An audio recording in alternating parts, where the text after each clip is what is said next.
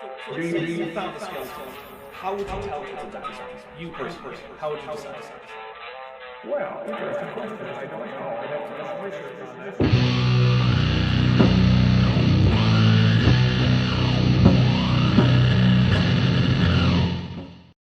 Hey everybody, welcome to Jackson with Jackson 40, the Lyin King, Lyin apostrophe. Get it? It's like a pun. Jackson, do you get it? We're too fast, too Jackson. Ah, that's a good one too. Maybe that'll be the next one. Yeah. Before we get started, Roshino Schwarzschild Radio Star Keller for $4.99 says eggs that have been laid are considered pariv because they have been separated from the animal. Thank you very much. And also, I scheduled this stream wrong, so here's a Dapper's a professional drink. Alright, so here is the deal. Y'all voted pretty overwhelmingly that you would stick around for an extra hour of nerd stuff.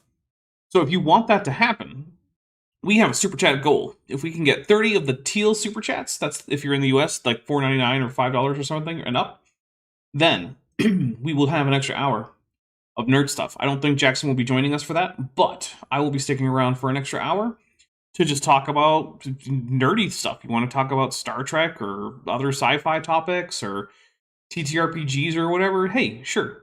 Ask me questions. We'll just nerd out for a bit. My Unfinished Journey for six. Yay! My Unfinished Journey for $6.66 says, "Hail Nero, hail Daps, and good Jacks, and down with Daps making a liar out of me."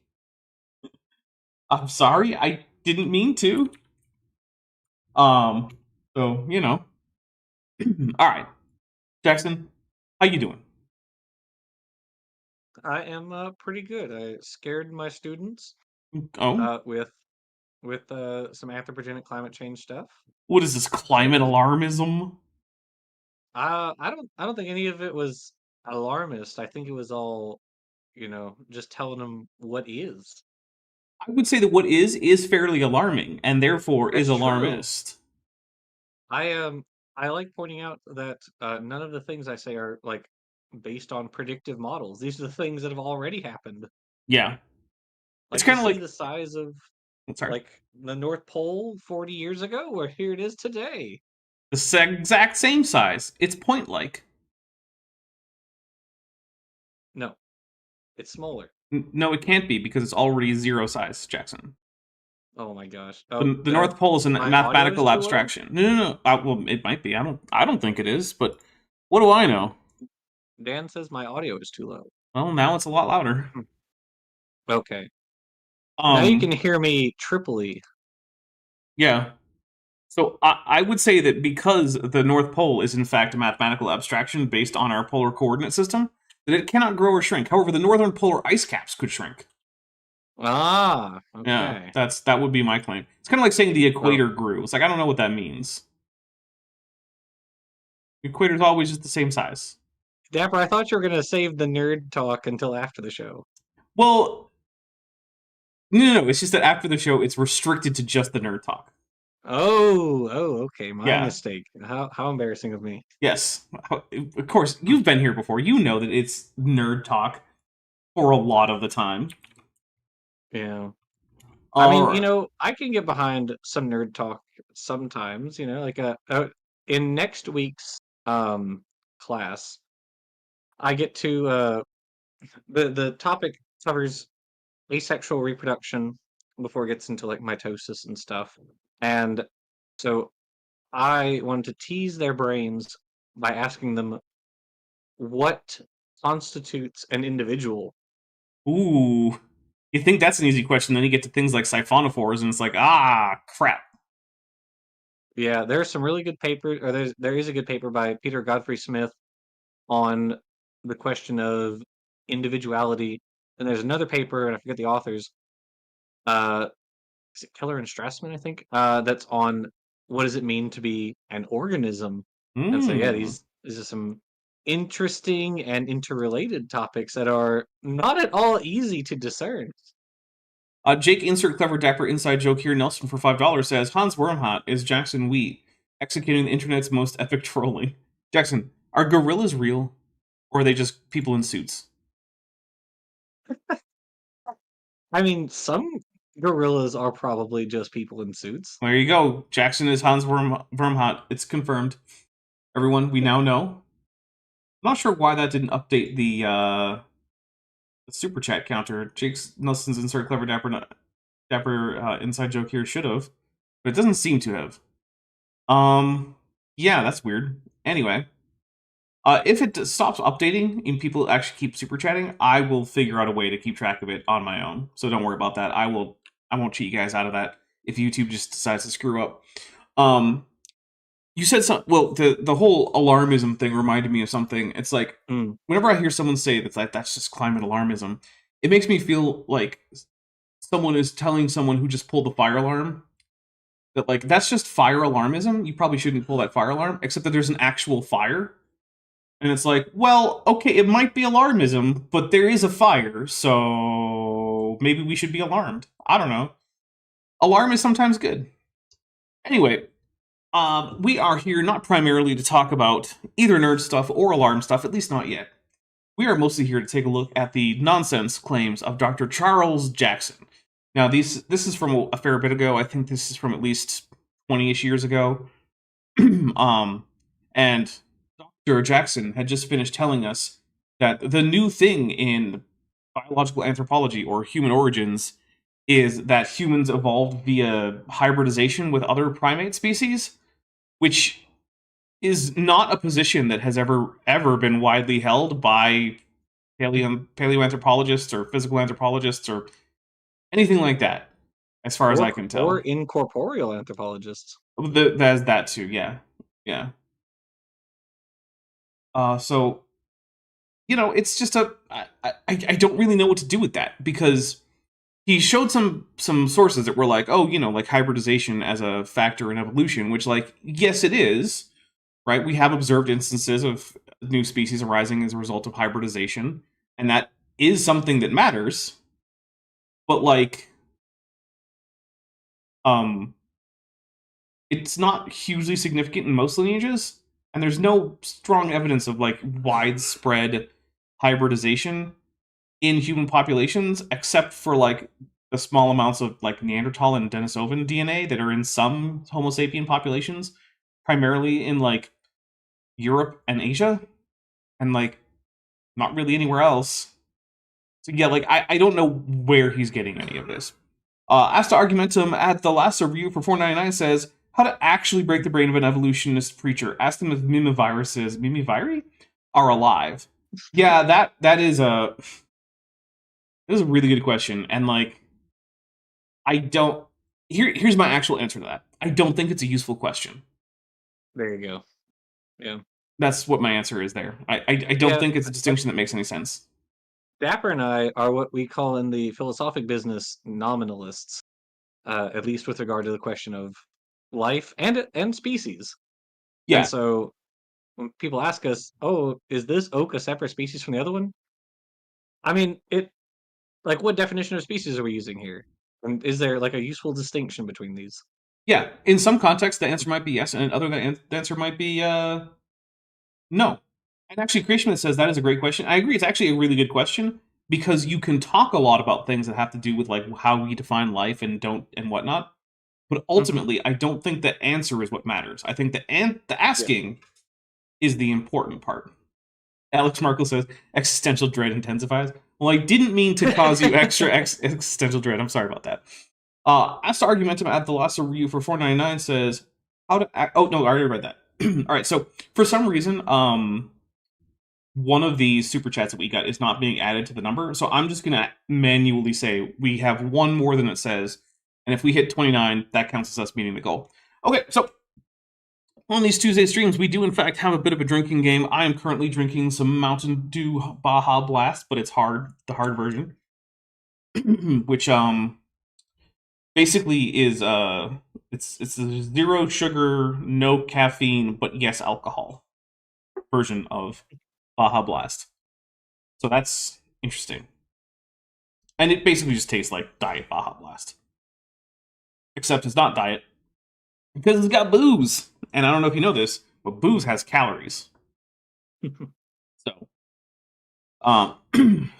so let's go through the Oh, Baba Ali says, "What's a Mimi virus?" That is an answer that that's a question creation myths should be in charge of answering, because he will give you a much better answer than anything I would give you.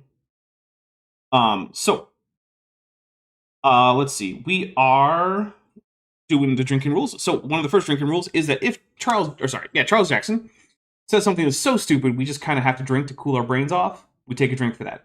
If he tells a joke that doesn't land or tells a story that didn't happen, which again, bit of a judgment call, still, we'll take a drink. If he says something that's actually factually correct, we'll take another drink. We'll take a drink for that. Now, it can't just be something he's directly quoting from someone else. It actually has to be something from his brain. So, Roshina Sports Style Radio Star Killer for $4.99 says, Baja Blast is the color of the best super chats. Yes. It is basically the same color. So we will also take a drink anytime Dr. Charles Jackson mentions the Mustache Man from Germany from, the 1930s and 40s and whatnot. We will also take his followers much more close in time to us today. Yeah, or his various followers, especially from the early to mid 20th century. But more modern ones. If he connects the ideologies, we'll take a drink for that too. Well, we can also once per stream take a drink for what we call ad hominid, which is when the creationist that we're responding to mixes up what we can know about any larger taxon to which Australopithecus afarensis belonged, well, to which Lucy herself belonged, right? With what we can learn from Lucy. So, for example, if they say, we don't know what Lucy's feet were like because we don't have them, so we don't know if she walked upright. Well, we have other Australopithecus feet from multiple species, so no. In fact, that is not a good reason to think we don't know what her feet were like. That's once per stream, because once they do it once, they're going to keep doing it for a while. We also have Trojan source. If a creationist cites a source to back up a claim, and the source not only fails to back up the claim, but actively contradicts the claim, that's a Trojan source. We take a drink for that. We will also take a drink if either Jackson or I can successfully predict what the creationist is going to be saying next, where we're not sure where it's going. And let's see. I believe that is all of the ones that he can trigger. We will also take a drink for Dapper as a professional, which we already did. That's for if I screw up the production. So, for instance, earlier I had this scheduled for an hour early, which is wrong because Jackson was not at all going to be ready for that. So, That's a Dapper as a professional. It does not include if something crashes or YouTube goes down or a lightning strike turns off my power, something like that. No. Let's see. We will also take a drink. So there's some that you guys can trigger. We will take one for everyone every time someone super chats or membership milestone chats anything to the effect that AIG, that's Answers in Genesis, are a bag of dicks. You do have to be clever with that one though, because if you just type in AIG or a bag of dicks, YouTube will censor that. So you got to go around the censors. We will also take a drink if anyone super chats or memberships, milestone chats, anything with the kaiju emojis that we have for channel emojis. That's Mothra, Godzilla, and King Ghidorah. We will also take a drink if anyone gifts memberships. So the way that works is basically every gifted membership is a drink up until we get past 30, which point I just finish this drink and go get another one. And let's see. I think that might actually be it. And if it's not, I'll remember later. And that can even be a Dapper's a professional drink sort of deal. So there we go. Oh, wait. If Godzilla or Mothra come by audibly, then we'll take a drink for that too, which is semi-random. But all right, Jackson, have I missed any that you know of? Not that I'm aware of. All right. Are you going to be any more ready in the near future to listen to Charles Jackson than you are right now? Unlikely. All right, then here we go. And so we're just these hybrids. Now, let me explain how this method works. It says right here, this is the conclusion, this mating with chimps, a group of scientists has reached using... Oh, I remember this. This is based on some idea that that the lineage leading to chimps and the lineage leading to humans had some crossover after the initial split, which, yeah, okay. That's probably true. Lineages do that. Yeah, they do be doing that. Near the base of splits, there's often some crossover genetically. I don't know what the significance of that is supposed to be in terms of, paradigm shifting. That's just a normal thing that happens in evolutionary biology. I really don't know. A comparison of the genes of humans and their closest animal relatives to sketch a picture of human origins far more detailed than what fossil bones have revealed. You see, you've probably heard that monkey DNA and human DNA is very, very similar. Well, I mean, human DNA is 100% similar to monkey DNA because humans are monkeys in the same way that they're mammals or vertebrates. So it's a weird thing to say. It's kind of like saying humans and vertebrates have very similar DNA. Well, yeah, I would hope so, because humans are vertebrates. So yeah.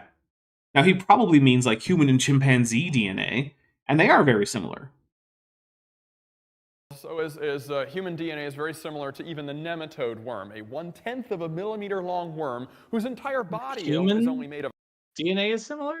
I mean, it's similar to nematode DNA compared to, say, how similar it is to ctenophore DNA, I guess, or like I suppose that's true. jellyfish DNA or mushroom DNA. I mean, it just seems like an odd thing for him to like single out. Well, part of the problem is that the word similar doesn't mean anything in this context, right? You have to give some kind of number and what you're measuring. Yeah. And then even then, in the context of just two organisms, getting a number doesn't mean much unless you get more organisms, right? Because the entire point of doing these genomic comparisons, there are a few points, right? One is to just figure out, like, functionally what do things in the genome do and how deeply rooted are various functions of the genome. Like what genes are shared between, say, humans and various nematode roundworms, right? Well, that can tell you things about like how deep and fundamental various aspects of biology are, right?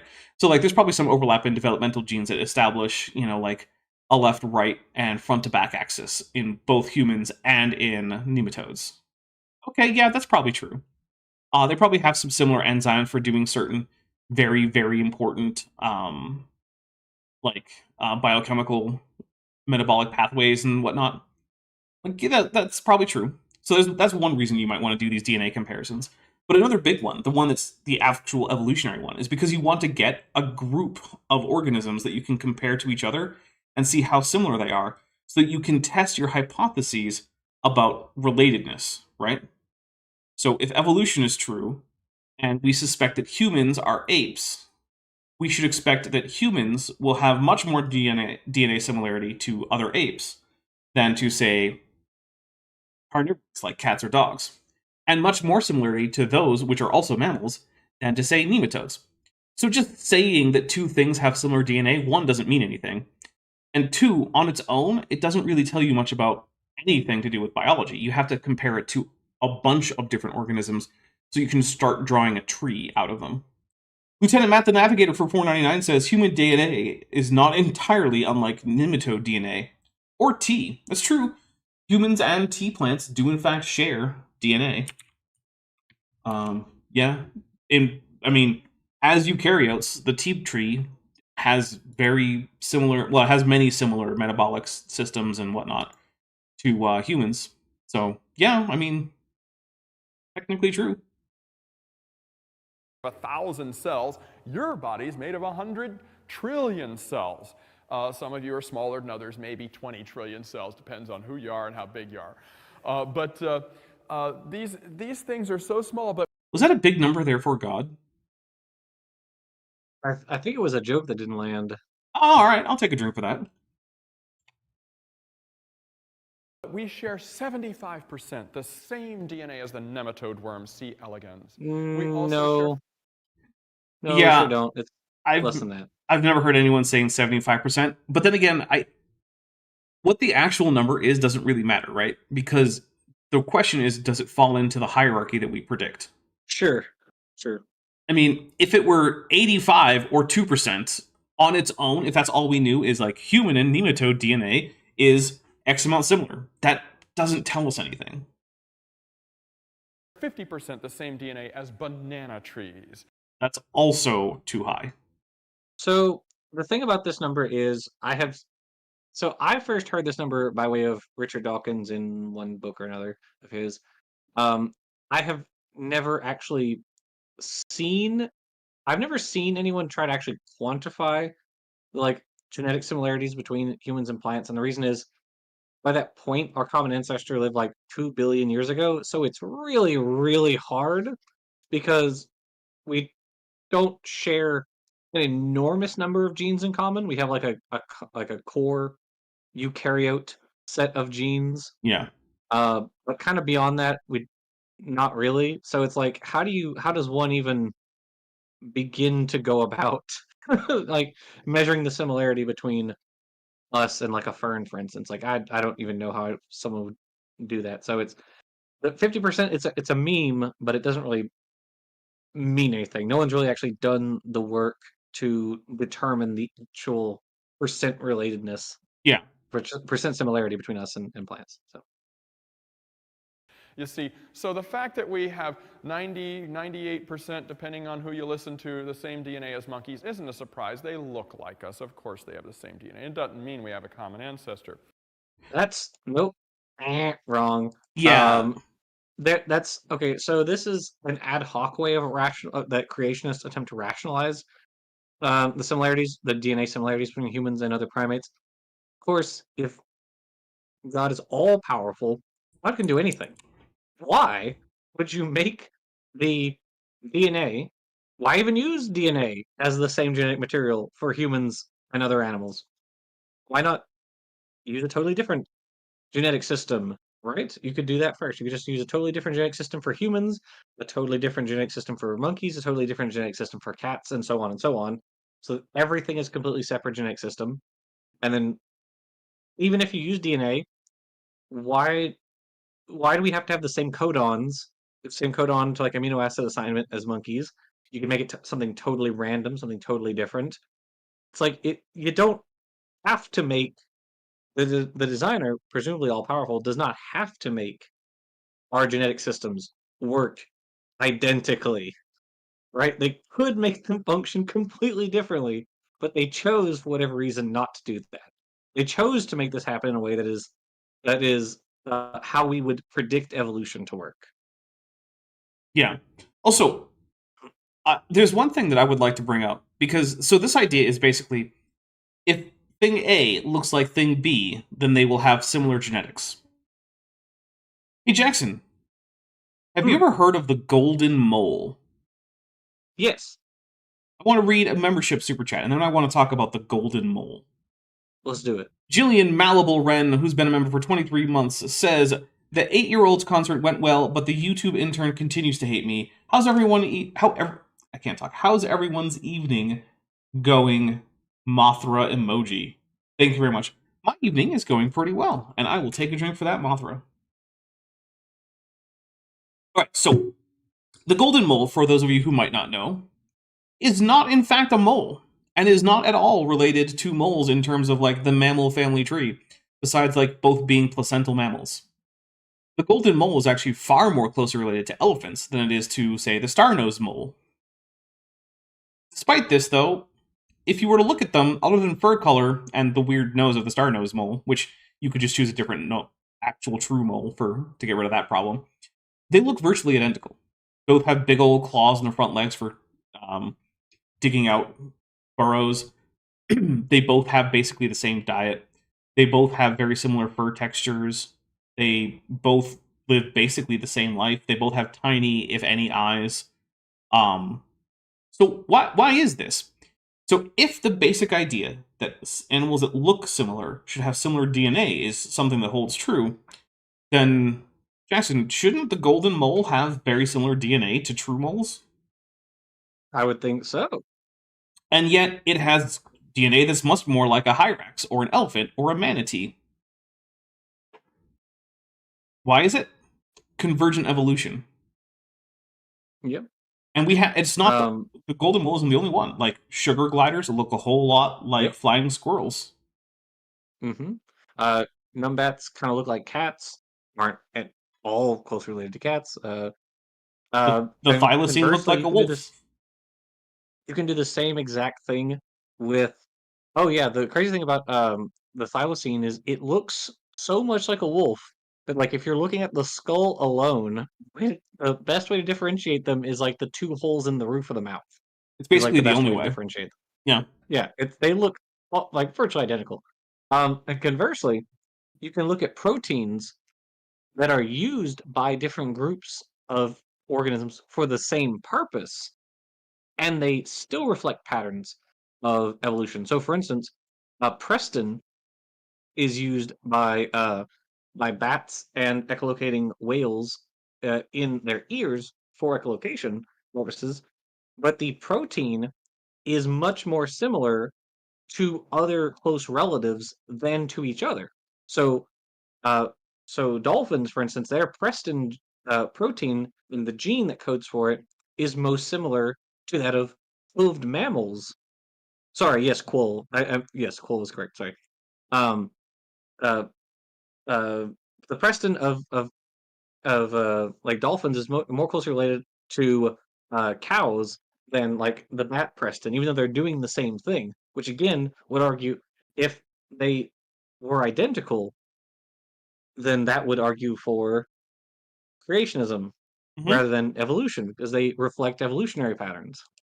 It's almost like while the direct idea that could God do this, yes or no, is largely unfalsifiable, the actual arguments that creationists often use in order to say that I think he did use it are things that we can falsify. And every time that there's a creationist idea that is actually proposing different predictions from evolution, and then we test it, it turns out the data support evolution and not the creationist idea. Man, rough. Lieutenant Matt the Navigator It's for crazy. 4.99 says tiny eyes, in other words, more than ICR's cavefish. Jackson, are you familiar with their cavefish experiment that they're doing? Are they trying it to like grow the eyes back just by exposing them to light? Basically, yeah. I So Lauren had me on and we watched one of Big Wave Dave's videos Oof. where he says that he cites this paper and says, "Oh, this paper says that when the cavefish were raised in the presence of light, the eyes came back." And the Yeah. paper literally word for word says raising them in the presence of light had no effect on their eyes. Yep, I remember Like that. it's I remember that oh my paper. god. It was actually a really Oh, cool it's so paper bad. because it established that eye loss in different populations of troglodytic Mexican tetras had different underlying genetic causes because Hmm. when you had F1 hybrids of different K populations of the Mexican tetra, Hmm. they could develop eyes because the breakages had occurred in different parts of the genome that were causing them to fail to develop eyes. And between the two parents, they actually had a full set of functioning genes that could develop eyes. And so some of them did. And that was the cool thing about Okay. that paper. Because I read That that is paper pretty cool. several times, actually. It's a very cool paper. And for Yeah. some reason, ICR loves to just lie about that paper. And the other alternative is that all of them, including their biology guys, are just too stupid to read a pretty easy to read biology paper. Right. Like, this is not Or something that, like, or they're I just can't get lying. through. Yeah, or they're just lying. Well, that was my first option. So, Yeah, they're lying or they're too dumb to read a simple paper. Yeah. but Neither is good. they were Yeah. very excited though that Mexican cave tetras could develop extra pigmentation when exposed to UV radiation, which is just like, okay, so you figured out that Mexican cave tetras can get a tan, and what do you what do we do with that information? I'm like, this proves continuous environmental tracking. Okay, sure. Is the tan heritable? No? Okay, well, I guess it doesn't do much then. But don't forget, we creationists look at the similarities and the differences in the DNA, Mhm. and we think that those similarities and differences have existed all the way from the beginning. Right, but you have no reason to think that other than that you have presupposed that that's how it must be. So it doesn't really mean much, right? It's like if I Yeah. just decide from the outset that I don't know, the what's a really good, oh, the earth is flat, right? Because there's people who do that, right? And then every single thing I look to, I find some ridiculous reason, no matter what, to say that, well, I guess that just supports the flat earth then. That doesn't actually mean that the data support the flat earth. It just means that I've pre-decided that that is what the data will show, and no matter what, I will pretend that that's what they show. So that doesn't help. But again, every time creationists make an actual prediction that is different from what science predicts, Science wins. It also gets the creationists into some thorny biological problems. Mm-hmm. Because if you take the route that Charles Jackson is here, it sounds like he's endorsing species fixity, which like no major creationist group endorses. Yeah, there is So when that he too. says, "Oh, the differences were just always there," like that's not what Answers in Genesis argues. In fact, quite the opposite. They argue that there is a good degree of evolutionary change that has occurred, like extremely rapid evolutionary change, between when God created the initial kinds and then after the ark. Yeah. So like that's not at all it what most of the other organizations think. So whatever. Roshan Schwarzschild Radio Star Keller for 499 says, "Trans prove Lamarckian inheritance. God wins." You know what? Sure. Let's go with it. This is now an explicitly theistic channel. We did it. We did it, everybody. We proved God. Right here, today. That actually reminds me, I did send Chesh my favorite Christian hymn today. Okay. Yeah. Maybe if we get enough, if we complete the goal where we have 7 out of 30, I will also provide a link to a recording of my favorite Christian hymn. I could ask Camilla what hers is. It's probably not the same one as mine, because her answer will probably be a Catholic hymn, but mine is not. Yeah. Although, don't get me wrong, there's a lot of really good Catholic hymns. It's just none of them have been written in like the last 300 years. I'm sorry, but contemporary Catholic music is worse than contemporary Protestant music, and I'm not sorry about that. Even though I did start this off by saying I'm sorry. I'm not sorry. I'll tell Camilla. Oh, I'm sure she heard. She's listening to the stream. All right. Doesn't mean I hate you Catholics out there. You just need to get better music writers, composers. That's what it's called. I can talk English. Here we go. The reason that some animals are more similar in their structure and DNA is because those body structures are coded by that DNA to do a similar job. Weird then how thylacines and wolves are so different. And then Ray Gatubello sends me something in one of the Devanagari Abugida type scripts, which I do not even begin to read.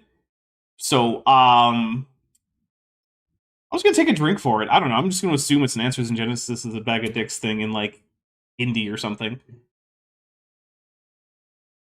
Thank you. It's a good thing you're a linguist. Is it? Yeah, because otherwise we would have never known what that is. You couldn't have figured out that was one of the scripts from India? Not without my favorite linguist. I could not have, no. Well, I'm in fact not a linguist, as you can tell from the stream title of my stream on Saturday, which is hashtag not a linguist. It's the name of the stream, because I'm not a linguist.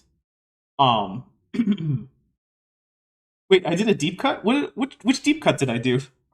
I don't even know what deep cuts are anymore. It's Bengali. Okay. Arafamian has just gifted 5 Dapper Dinosaur memberships. Thank you so much. We will take 5 drinks. Creation Myths, remind me what the deep cut is, because I feel like I'm just like I've nerd ascended and I no longer know which cuts are deep. Here we go. 1, 2, 3, 4, 5. I'm not told a linguist, everybody. Come on. What is this nonsense? Alright. Although speaking of Abugidas, the Devnagari derived Abugidas are not my favorite. My favorite is actually the Ge'ez/Amharic Abugida, because I think it looks super cool when written out in like manuscripts, and Ethiopian manuscripts are just really really good stuff.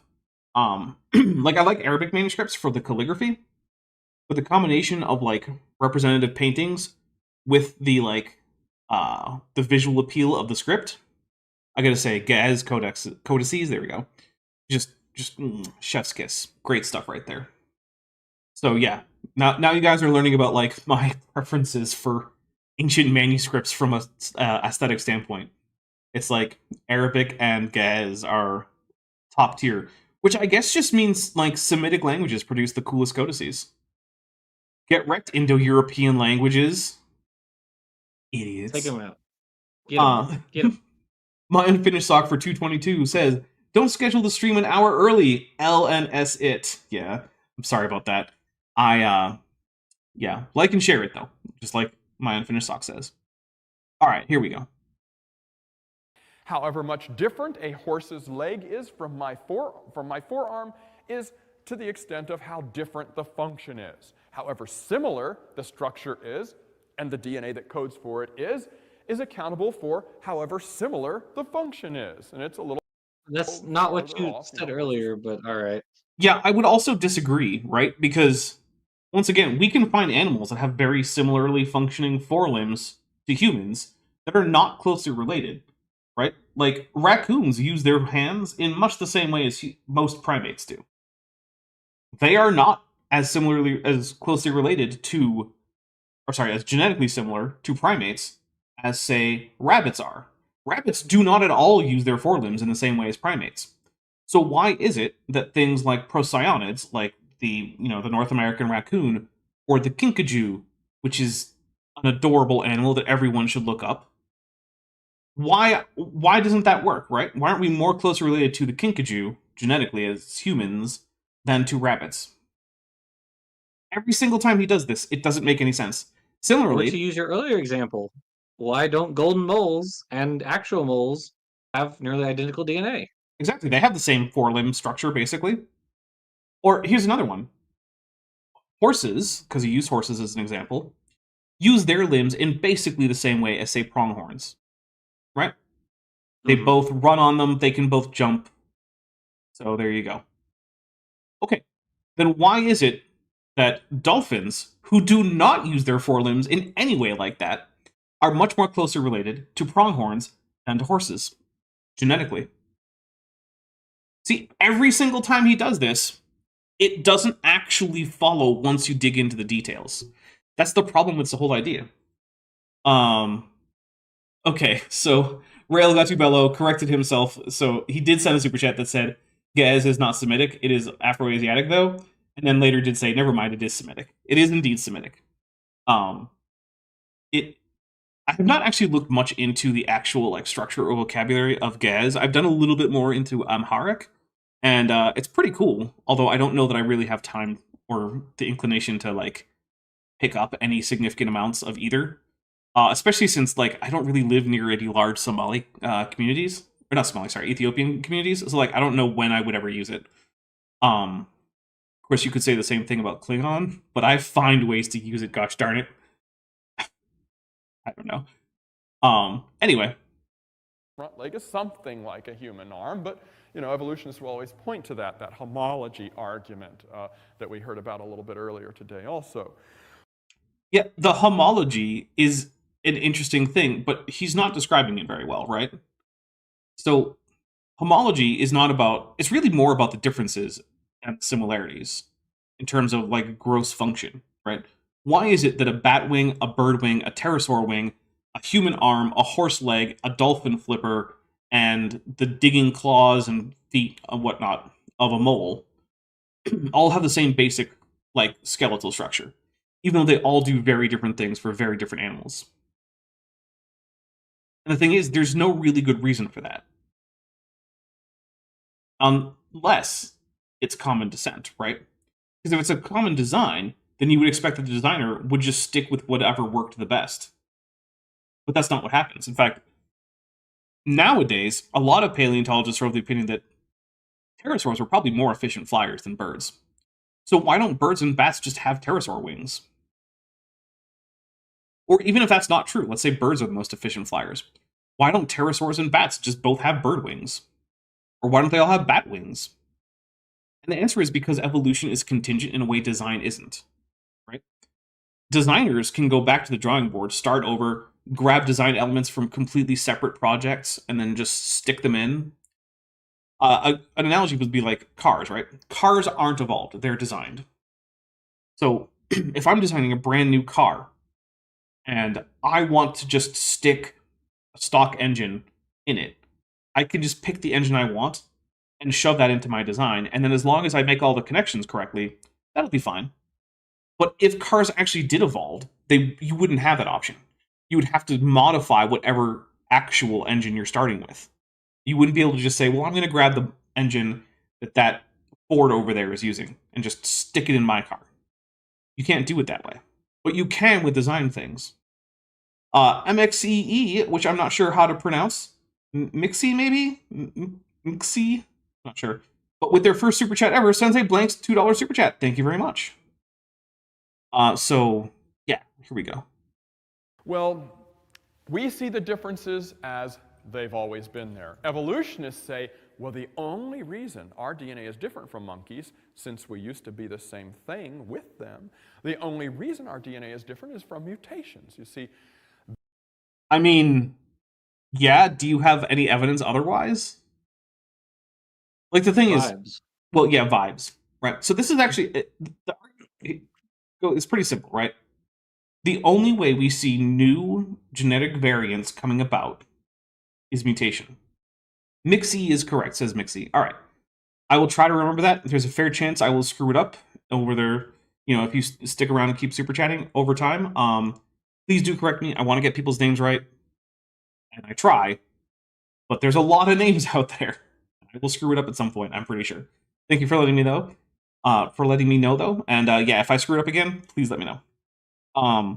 Anyway, right. So the only way we see new genetic diversity come into existence is mutation. Therefore, the only thing we have evidence for in terms of the source of new genetic variation in the past is also mutation. Similarly, Jackson, you ever see an oak sapling? Have I ever seen an oak sapling? Yeah. Yes. Yeah, me too. Did you know that every oak sapling that we are aware of seems to have come from an acorn? As far as I'm aware. Yep. So, do you think oaks in the ancient past came from acorns? I am inclined to believe so. And if I were to say to you, no, some of them were actually put there spontaneously by Lord Acorn, the god of acorn trees, you would probably want something that was a little bit more than just my say-so for thinking that that should be an actual thing you would want to assess as a realistic possibility, right? I would prefer it, yes. Yeah.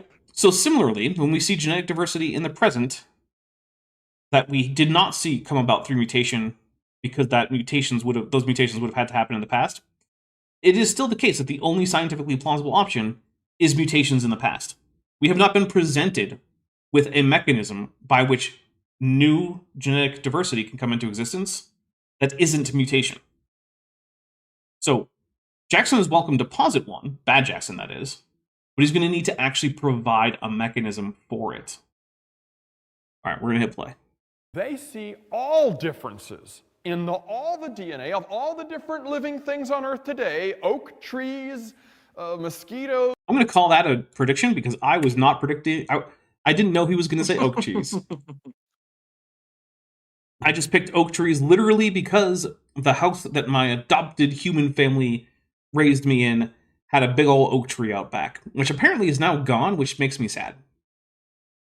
But oh well. It do be like that sometimes. That was a really cool oak tree, but it was a bit hazardous in terms of, like, what if storm?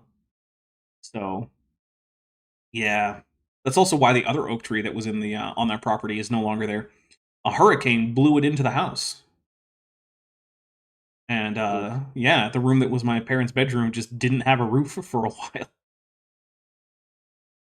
Yeah. And there's some significant water damage in the living room ceiling. It was not a great time. Fortunately, we weren't in the house at the time. We had fled to Maine, where the storm was still significant, but, like, not, like, house-threateningly dangerous. And my grandmother owned a rental property up there, so we sheltered in the rental property that she owned. Okay. Yeah.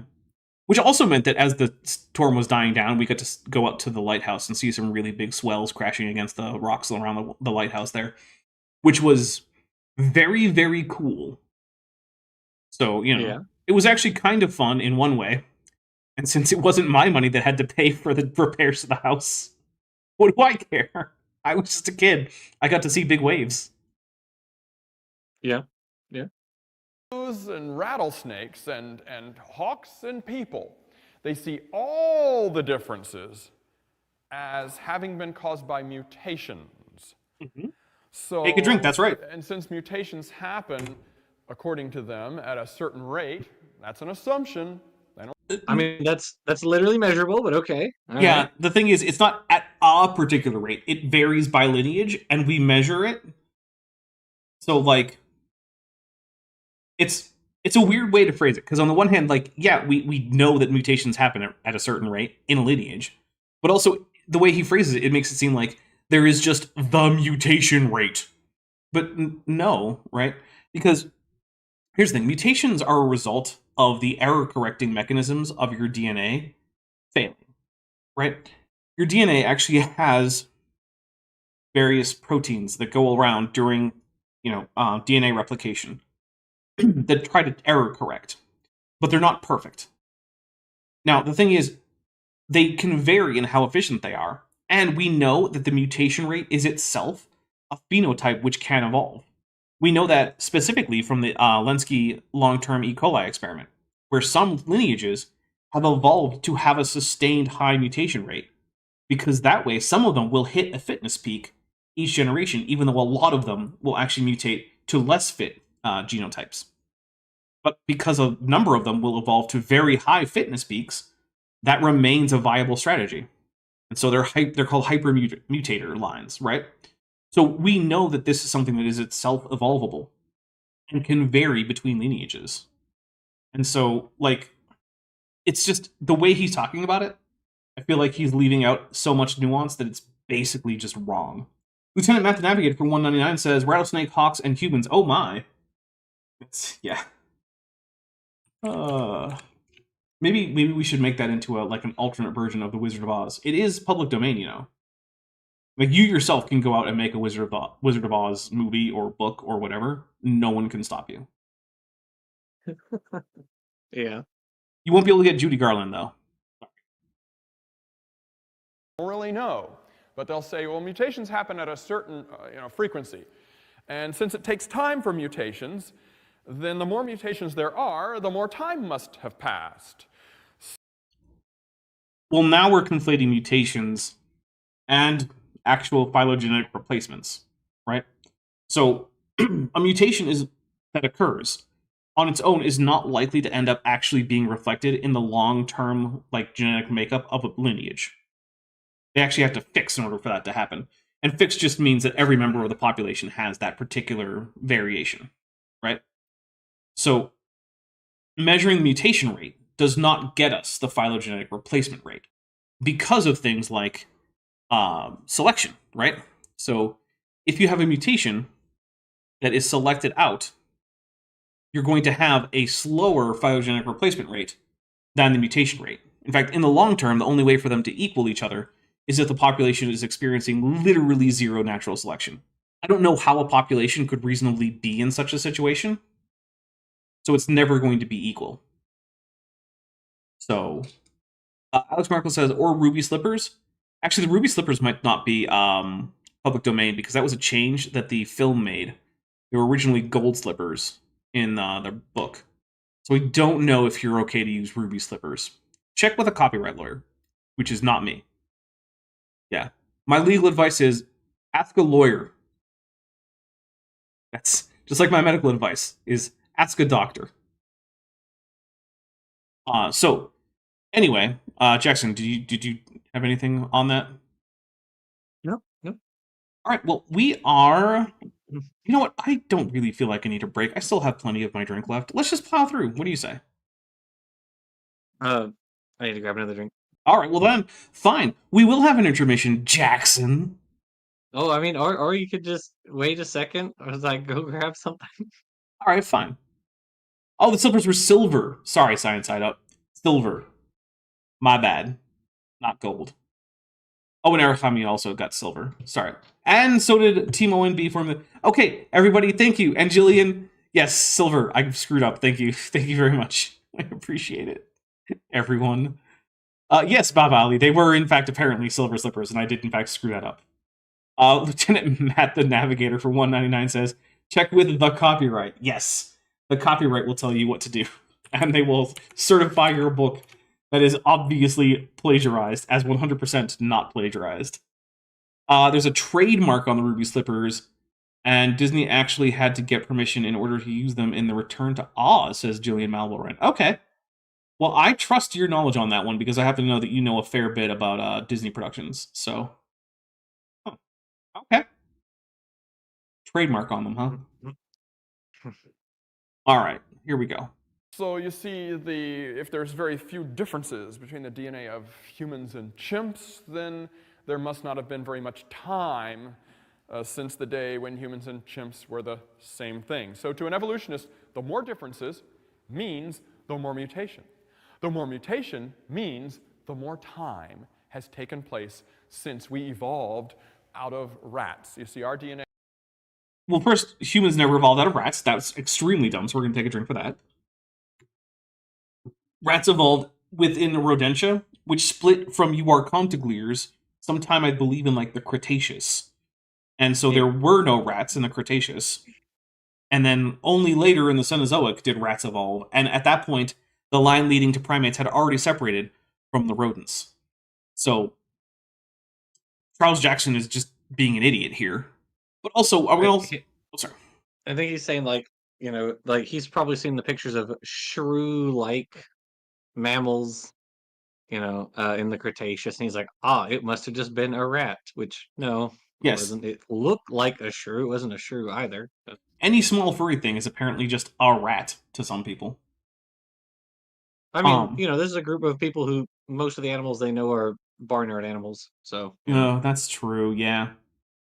Get out of the barn, guys. Go. There's a whole wide world full of animals that you've never heard of.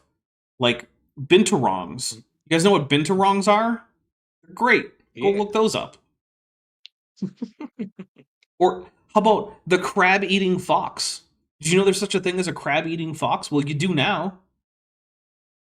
Look those up, too. I love, Euderma maculatum is my favorite bat. Derma maculatum. I think they're adorable. Why is that? They're cute little guys. Look up a picture. Fine, I'll look up a picture. It's probably gonna be horrific and ugly, isn't it? Like a mammal or something. Maybe. All right. I can see why some people might consider that to be cute. Are they not adorable? Yeah. All right. They're adorable. That's pretty nice. Yeah. I mean, obviously there are no Ignorignathus, but like, yeah, they're pretty cool.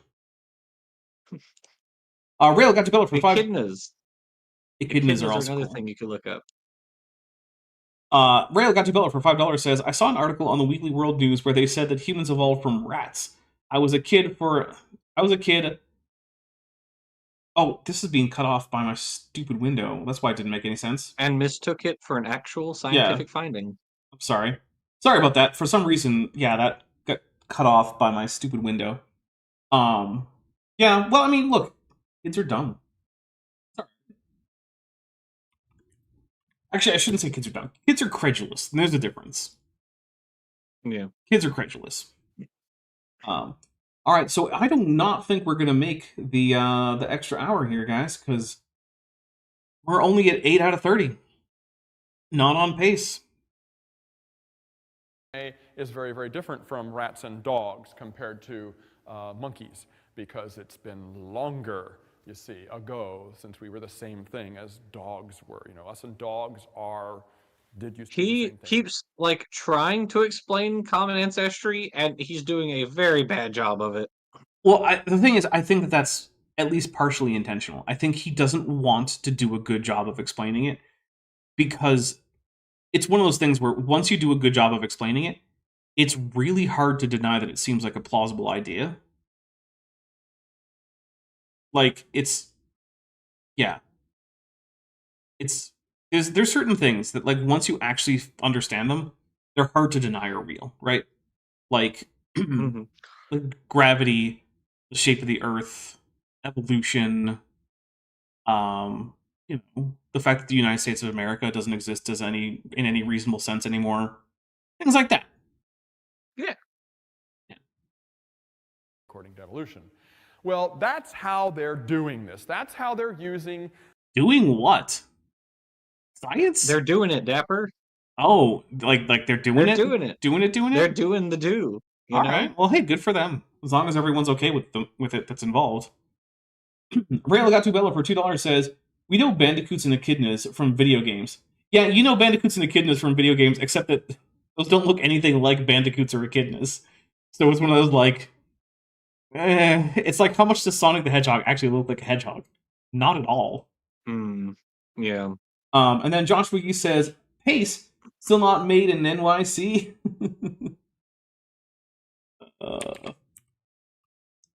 My echidnas, or sorry, my hedgehogs don't wear shoes. Nor are they blue. Oh, well, okay, I guess there's that too. Yeah. They're also very round and not very, like, human-shaped. Yeah, they're... I went to a pet store, not here, it's a little ways away from here, but a few years ago, and they had little hedgehogs, and they were cute little guys. Adorable. Hedgehogs are adorable. I just would not associate them with being fast, or blue, or particularly interested in rings. Yeah. Mutation rates in the genome to time evolutionary events. It's based on a bunch of evolutionary assumptions. All of those assumptions are testable and have been tested and have been found to actually be supported. And then Roshan, a Sports Child Radio Star Killer for $4.99 says, gotta go fast! The weird thing, though, is that the actual game design of Sonic the Hedgehog does not really encourage fast play, because that is a great way to take damage. And like, unless you're very good at the game, going slow is actually a much more effective method of playing. Which is kind of disappointing, because like, when people play the game fast, it's very, very impressive. But you have to get to a pretty good level of like knowing where enemies are and what buttons to press when and whatnot. You kind of almost have to memorize levels in order for fast play on Sonic to actually make sense. Oh well. They're true or not, they're using it as a genetic clock. Now, so that's how they've done this. I just did a video about this, so go watch The Velvet Worm's Tale. It was very good. Thank you. You see, some of the DNA in monkeys is real similar to us, and some of it is really not very similar. That's where they're thinking, well, how could that be? I can tell you. There are certain areas that mutate more quickly than others because there are mutational hotspots, and also areas of the genome that are not subject to purifying selection will accumulate mutations faster than those that are subject to mutation. So in fact, evolution predicts that there will be a difference in similarity between areas that are coding and not, or regulatory and not. And then there will also be areas that are going to mutate faster and also will just accumulate mutations because they're not being selected for or against. Roshan, a Sports Child Radio Star Color for $1.99 says, haven't you escaped from the city, Tapper? I did escape from New York at one time, yeah. I had help from a snake. It was pretty cool. Yeah. Dapper, Escape from New York. That should be a movie. It should be. I do not, however, want to escape from LA. I just don't. No escape from LA here. In the Snake Plissken cinematic universe. You know, I want a Snake Plissken 3 movie. I want another movie set in the Snake Plissken universe. It's like Escape from Boulder or something lame like that. Let's just do it. Let's crowdfund it. Shouldn't all the DNA in the monkeys be like a little similar and a little different? Not some of it way more different and some of it way not. If you took even like one genetics class, like even just one, you'd probably know why that is not the case. Like it's not literally this is Dapper, this is like, let's take a drink for it. This is a talking point I don't think I've ever even heard of before. I don't think I've ever heard anyone say, like, oh, should it just be all? Like, on average? Like, a little bit? Like, no, not at all. No one says that. No one says that. That's directly the opposite of what we would expect, actually. Randall Catubello said, third Pliskin movie should be Escape from Florida. No, it's gotta be a city, though. It's gotta be, like, Escape from, like, I don't know, Tampa. Escape from Tampa. There we go. There's going to be alligators because it's in Florida. Yeah. And everyone there is just a Florida man. They're all just doing the weirdest stuff. It's like, it's not even post-apocalyptic Tampa. It's just regular old Tampa. But because everyone's a Florida man, it's still hard to get out of anyway. Although, I guess, was it technically post-apocalyptic New York, or was it just New York was a prison city because crime had gotten so bad? I think that's all it was. Yeah. Which is a movie that you could really only make in the 80s, because that was when crime was like at a really high point in the United States. It's gone down so much now that the idea that, like, oh, crime is just going to take over and cause us to quarantine New York City, like, that's... No. That doesn't even begin to make sense.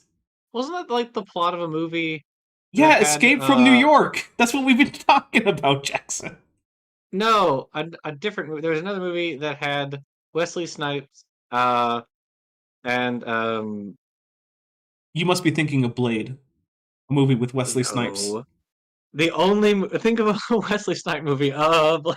Blade 2.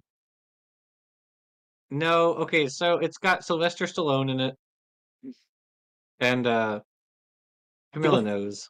I feel like I didn't see this movie. Roshan Schwartz. Like, oh, sorry. It wasn't. It was wacky, but it was like he gets like stuck in a prison basically, and like, you know, the whole city's like getting destroyed, and he and Wesley Snipes like go into the future. I'll have to find it. Anyway. Was it Demolition Man? Yes, there you go. Okay. Once you said go into the future, I was like, oh, okay, this is Demolition Man. Alright. I do know some movies. Roshan Schwarzschild Radio Star Color for $4.99 says, rolling around at the speed of sound, got places to go, gotta follow my rainbow. Lieutenant Matt the Navigator for $1.99 says, this is a Mensa member, people. Oh, yeah, that's true. He is a Mensa member, and he loves to talk about that.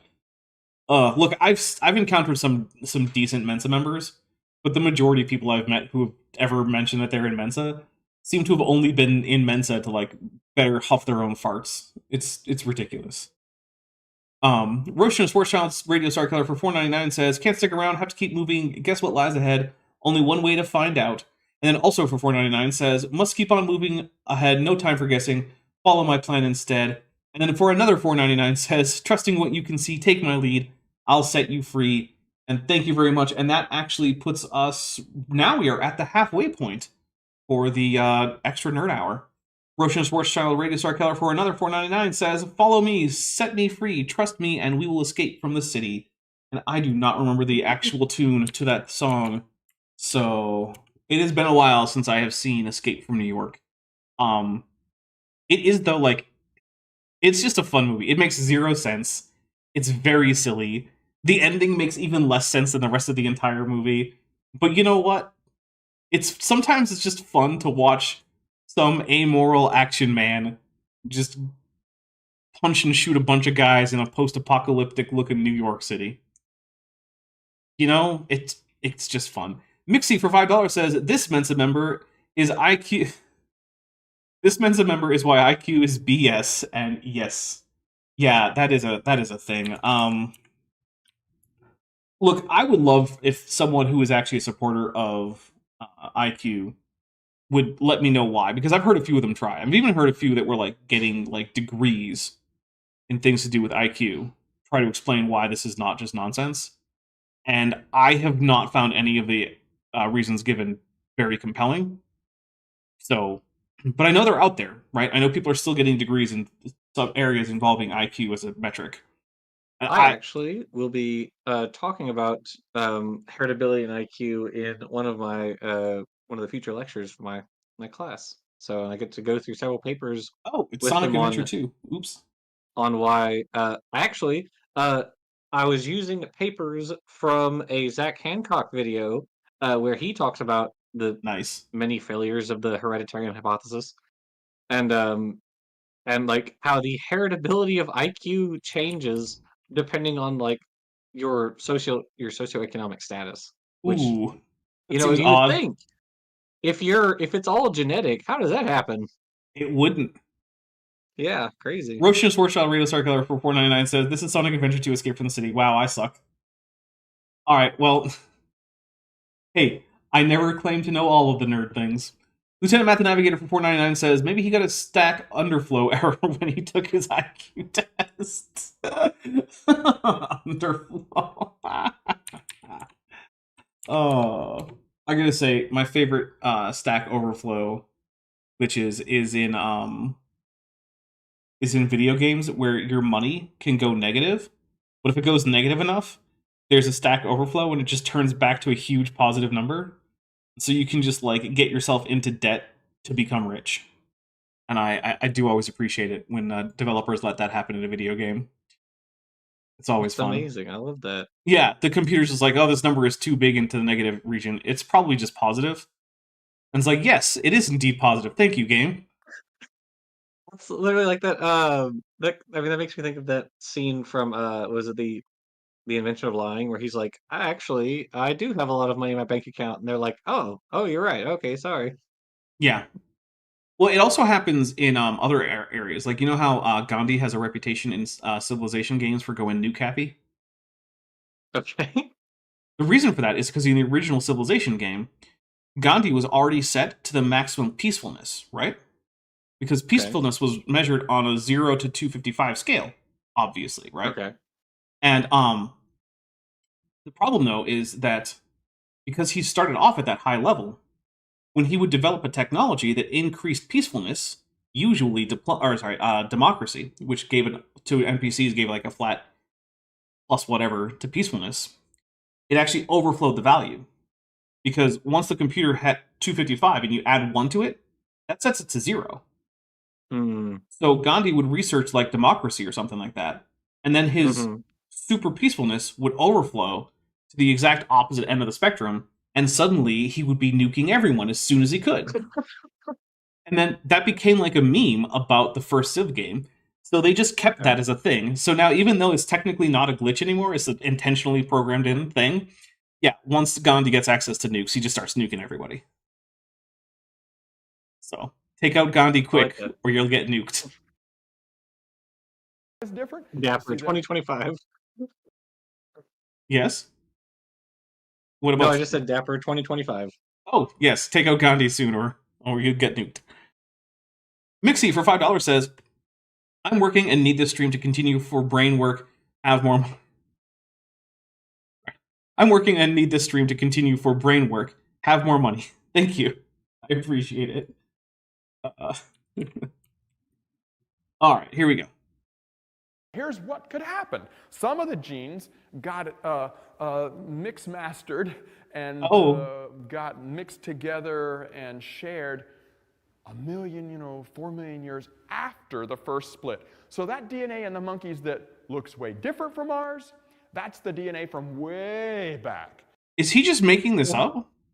What? I've never. This. What? Does anyone even understand what he's trying to get at? That like is okay. I'm gonna steel man him here. All right, here we go. It sounds like I'm taking a drink. He's saying is that the DNA, the different DNA, gets like frozen in time essentially, and just persists unchanged to today, and that's what he thinks evolutionists think. But then, how does that have to do? What does that have to do with the hybridizing? My guess is that he's going to say the parts that are more similar are where we shared DNA, so it's like homogenized between us. Is my still man of him, which is the most insane thing I have ever heard of. This is not. I was going to say this is the worst, but I also remember. Have you ever heard Kent Hovind describe sexual reproduction at the genetic level? Where he says it like the DNA like unzips and then just like zips back together. Yeah, with the opposite strand, with the complementary strand from the other parent. I never want to hear him say, "I've taught high school science for 15 years," ever again. Right. Never again. So I was going to say, this is the stupidest thing I've ever heard, but this doesn't hold a candle to that. So I don't know. This is really bad. This again, I think you're right. I think he just quite literally does not understand anything about biology, and he is like spitballing here. Just like this is him just really attempting to talk his way through how this process works in his mind. Yeah. All right, we got a few super chats here. Let's see. Roshan, a Schwarzschild Radio Star Keller for $4.99 says, Dapper, during break, play Escape from the City Escape from Sonic A2 on your own computer box. I will probably do it after the stream, honestly, not during the break. I'm usually busy grabbing stuff and dealing with biology during the break. But tell you what, DM me to remind me, and I will do it afterwards. Arafamian for $20, thank you very much, says, when do we hear about the Mixmaster DNA album? Yeah, that's a good question. I want to hear about that. Lieutenant Matt the Navigator for $1.99 says, his words are backed with nuclear weapons. Gandhi, yeah, it's true. They are. Roshan, a Schwarzschild Radio Star Killer for $4.99 says, is Bad Jackson talking about mosaics? Unclear. Yeah, it's not clear. Maybe. Shipfish for $5 says, Nerd Stuff Fund. Thank you very much. Well, that does put us, 7 super chats away from having an extra hour in which we just talk about nerd stuff. Not that we don't normally talk about nerd stuff, except this time we would talk about nerd stuff, but not creationism. There would be no need to mention Charles Jackson or Kent Hovind or Karl Baugh. I actually found out that, Jackson, have you ever heard of Walter Veith? The South African young earth creationist. He's a South African young earth creationist, so. Has a biology degree, but also just takes seriously all the nonsense, out-of-place artifact claims from Karl Baugh. Oh, okay. Swallows them hook, line, and sinker. Including stuff about, like, giant skeletons that the Smithsonian are covering up. But it's just, like, the dumbest young earth creationist stuff. All the major organizations say don't take this stuff seriously. Mm-hmm. Like, they all say that. Yep. Walter Veith, as far as I can tell, is only popular among other Seventh-day Adventists. So. Well, I mean, young earth creationism came out of, Seventh-day Adventists. Yeah, they are the OG Yex. Yeah. Back when we first split apart. The DNA in monkeys that looks really similar to us, that's the DNA that came from when our ancestors were mating with monkeys and mixing. Okay, all right. So the DNA that we have that is the same is due to hybridization, and the DNA that is different is the DNA that's frozen in time from our split with them. That makes no sense. If it's frozen in time, it should also be the same. What? Oh my. Yeah. This is painful. I'm taking another drink. I just can't with this. This is wow. Okay, Lieutenant Matt the Navigator for $4.99 says, this talk is the embodiment of failed speech check. Yeah, dude rolled a 1 and he only had a +3 to his persuasion anyway. Lieutenant Fitz of Rage for $5 says, I pre-gamed too hard for the stream and I need an extra hour to ride the buzz. Additionally, AIG is a sack of Big Dukes. DYX. I'll take a drink for that. All right. I just gotta update the counter here. It's really about as bad as when Frank Turek said that evolutionists don't ever talk about plants. That was so weird. He did say that. What is up with that? I think. Where did he get that? He's never read anything about plants, so he just assumes no one else has either. It does remind me. I hear creationists all the time say like, no one talks about this, and then I just do a quick Google Scholar search for that one thing, and I usually restrict the range to like the previous year, and get like thousands to tens of thousands of hits. It's like, okay, no one is talking about this except for the literally thousands of people who are. Got it. Yeah, they'll be like, nobody ever talks about like the mystery of sexual reproduction. Hundreds of thousands of citations for the previous year. Like, come on, guys. Right? You're allowed to not make yourself look bad. Yeah. You're allowed to do that. You're allowed to just type in a search term into Google Scholar and see the number that comes up. You don't even have to check the papers. Look at the number. All right, here we go. Again, and we shared the same DNA for a little while, and then monkeys and humans again went their own separate ways, and we're the hybrid of that, basically sort of a bastardized genetic line. No, not even the paper that Jackson cited said that. That paper said that in like the couple 100,000 years after the initial split between genus Pan and the tribe Hominini, there were occasional like crossover events where there was occasional breeding between the two lines. That's it. That's all it said. Like, I want to be like very. I want to give an example that will sort of like shed light on this, right? That is similar in terms of timescale to pointing out that occasionally coyotes and gray wolves interbreed in North America, which is true. What do we do with that? What does that mean for evolution? I don't know. Not much. Certainly, it doesn't debunk evolution. Occasionally, gray wolves and coyotes will interbreed. They've been separated by about as much as the human ancestors and the chimp ancestors would have been by that time. Does that mean that coyotes and wolves aren't distinct? No. Does it mean that in the future they might not become reproductively incompatible? No. Does it mean that we should explain all of their genetic differences and similarities as a result of hybridization? Also, big time no. Like, that's basically all the paper is saying, is that at one point humans, well, the human line and the chimp line had a relationship that's similar in terms of genetics to modern wolves and coyotes in North America. Okay, that's cool. It's good to know. That's interesting. But I just fail to see why that's a point that Jackson thinks helps him at all. And of course, he's also exaggerating the findings. So he's saying that millions of years later, there were all these mating crossover events all the way up until, like, I guess, the recent past. Who knows? Maybe your 20 times great-grandmother was a chimp, I guess, according to Jackson's version of this paper. Which is not what the paper says. It's best nice way to put it, I guess. Okay, so that explains what's going on with this and why they had to make this bodacious claim. Next. Bodacious claim? Bodacious barbecue claim. I'm taking a drink. That's got to have been a joke.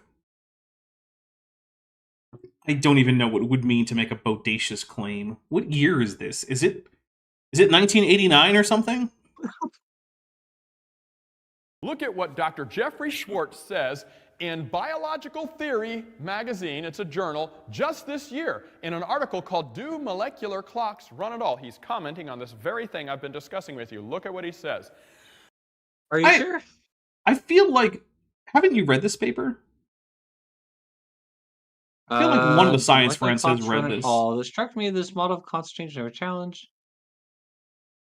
I feel like one of the science friends has looked into this paper before. But a sudden display. Maybe Erica has. I'm not familiar with. I've heard of that guy before. Maybe Erica's looked at that paper, but I'm not sure. Okay. That struck me that this model of constant change was never challenged. If our molecules were constantly changing, and he means our DNA molecules, it would threaten proper survival. Well, yeah, if they were constantly changing all over your body, but they're not, and no one is suggesting there are. At least, that's what I'm getting from this.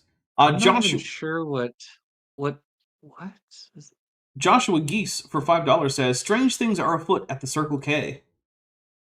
You know what? I'm going to look this paper up. I'm going to see if we can't find it and see what's going on. Because I have a sneaking... I think we've looked up this guy before. I feel like we've... Probably. Okay, so... Jeffrey Schwartz. Do molecular clocks run at all? So this is from Springer, A Critique of Systematic. Let's see.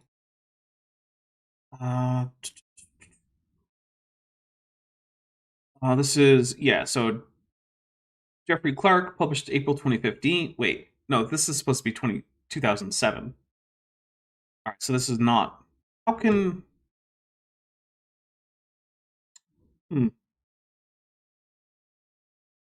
ResearchGate to 2024.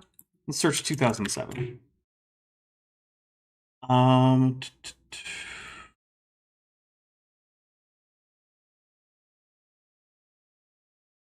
2024. I'm having trouble even finding it. Okay, this is from 2006. Biological theory. Let's see, we got a couple super chat, or well, we've got one more.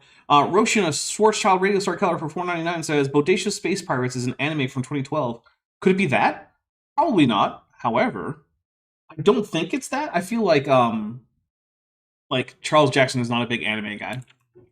Which, hey, I mean, you know what? That's fine. I'm not a huge anime guy either. So, like, that's whatever. Let's say I have never enjoyed anime. I just don't watch all that much of it. So I'm trying to get this from academia. Let's see. I have to download a PDF. I hate this. I don't want to. All right, let's just read the abstract. Although molecular systematists may use the terminology of kladism, claiming the reconstruction of phylogenetic relationships is based on shared derived states, synapomorphies, the latter is not the case. Rather, molecular systematics is largely based on the assumption, first clearly articulated by Zucker, Endel, and Pauling, 1962, that the degree of overall similarities reflects the degree of relatedness.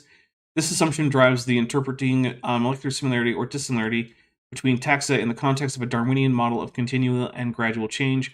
Review of the history of molecular systematics and its claims in the context of molecular biology reveals that there is no basis for the molecular assumption.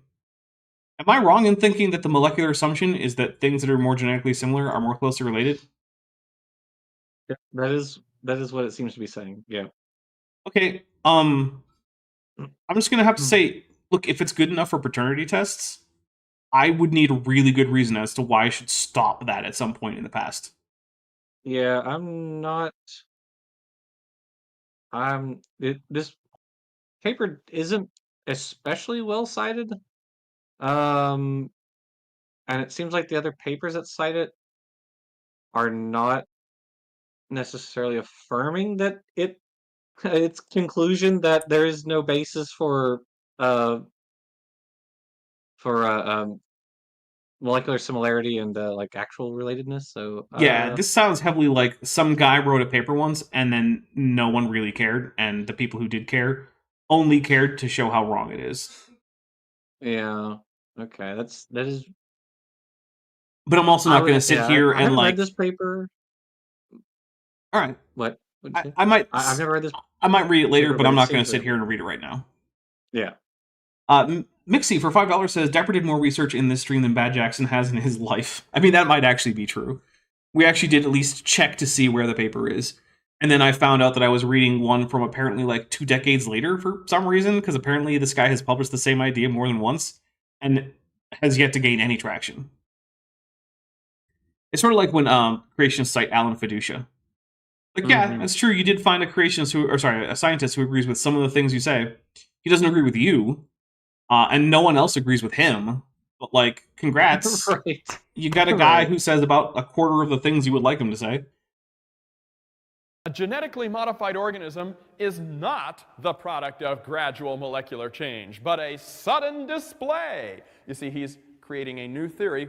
Is he talking about like actual GMOs, like GMO crops? Like if I make a frost-resistant tomato, then I'll agree it's not like gradual change. That's a human inputting DNA bits in there.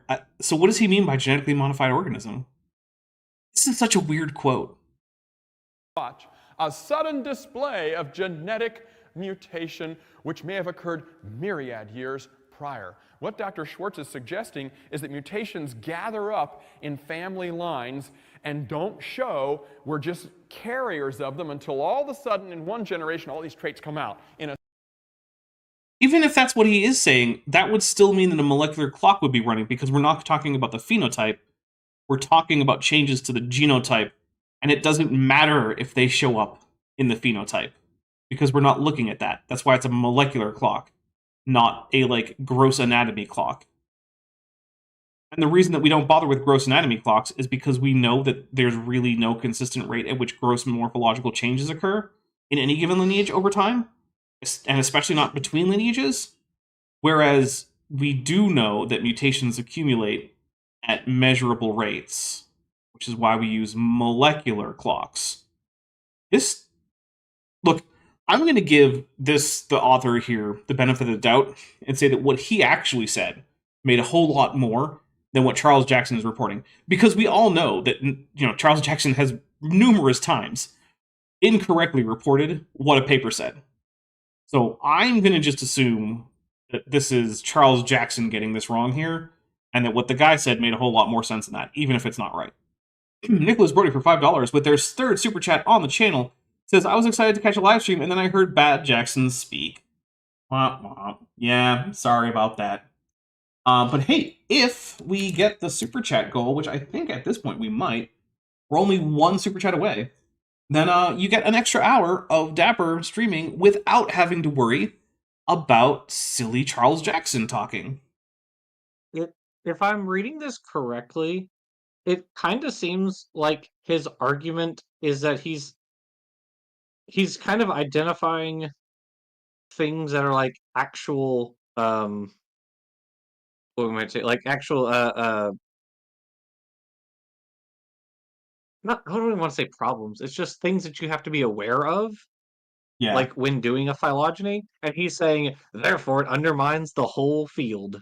Like, no? Anonymous Pie says that Jeffrey Schwartz's book reads like saltationism, and that's sort of the vibe I'm getting, which ties into the super chat that Roshna gave us, which hit the goal. Thank you very much. Because remember, one of the previous super chats didn't get recorded, so I don't know why YouTube's being like that. But Roshna Schwarzschild Radio Star Killer for $4.99 says, is he talking about punctuated equilibrium? I think he's actually talking about something that's closer to saltationism.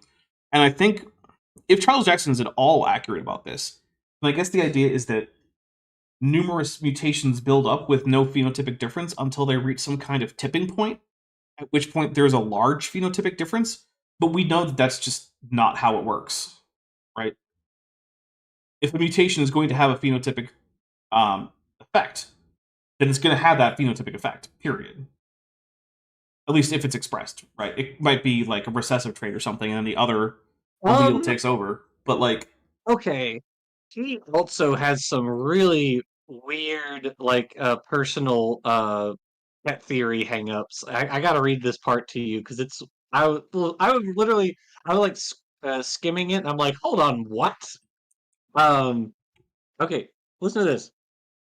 Features that I'm sorry, this is all really small. Features that Simons suggested united Ramapithecus with hominids and which survived scrutiny by other paleoanthropologists were the development of low-cusped cheek teeth and thick molar enamel.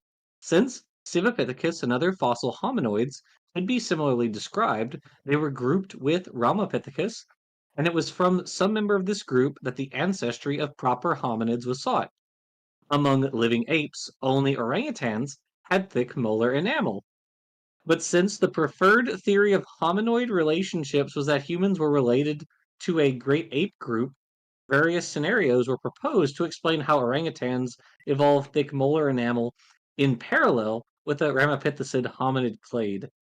Adherents of the less popular human African ape theory of relatedness also failed to entertain an orangutan ramapithecid hominid theory of relatedness, although they admitted their theory was based on scanty morphology. Well, now it's based on rigorous DNA analysis, and I can tell you that humans are more closely related to chimps than they are to orangutans. Sorry. Because in case anyone didn't catch that, basically this guy is basically going with maybe humans are actually orangutans and not related to chimps more closely than that. Which, no. Now, to be fair, back when we were just going on morphology and we didn't have good genetics, like a good ability to like sequence DNA or check for genetic similarity, that's a reasonable take, right? There's a reason why humans were thought maybe to be more closely related to gibbons than to the great apes. And it's because humans are particularly gracile among great apes. And orangutans are more gracile on average than chimps or gorillas. And so, like, if you're doing this in an age before genetic sequencing is realistically possible, then yeah, sure, this is a reasonable idea. But that's not us. So, yeah. All right, here we go. Sudden display. So, like, a lizard could lay an egg and a bird could hatch out. Yeah, that sure is saltationism. And that's not at all the mainstream idea of any kind in biology. I'm just going to take a drink. And also, based on this guy's ideas about like primates, I don't think he's actually a saltationist, although he definitely has some saltationist vibes. But yeah, this really is just the creationists found yet another crank who wouldn't agree with them, but who disagrees with science. So Yeah, so he's an orangutan truther, orangutan hominid ancestor truther. yes. So basically, what this comes down to is like, hey, just because someone is also a pseudoscientist nonsense guy doesn't mean he agrees with you, young Earth creationists. That would explain why there's no missing links.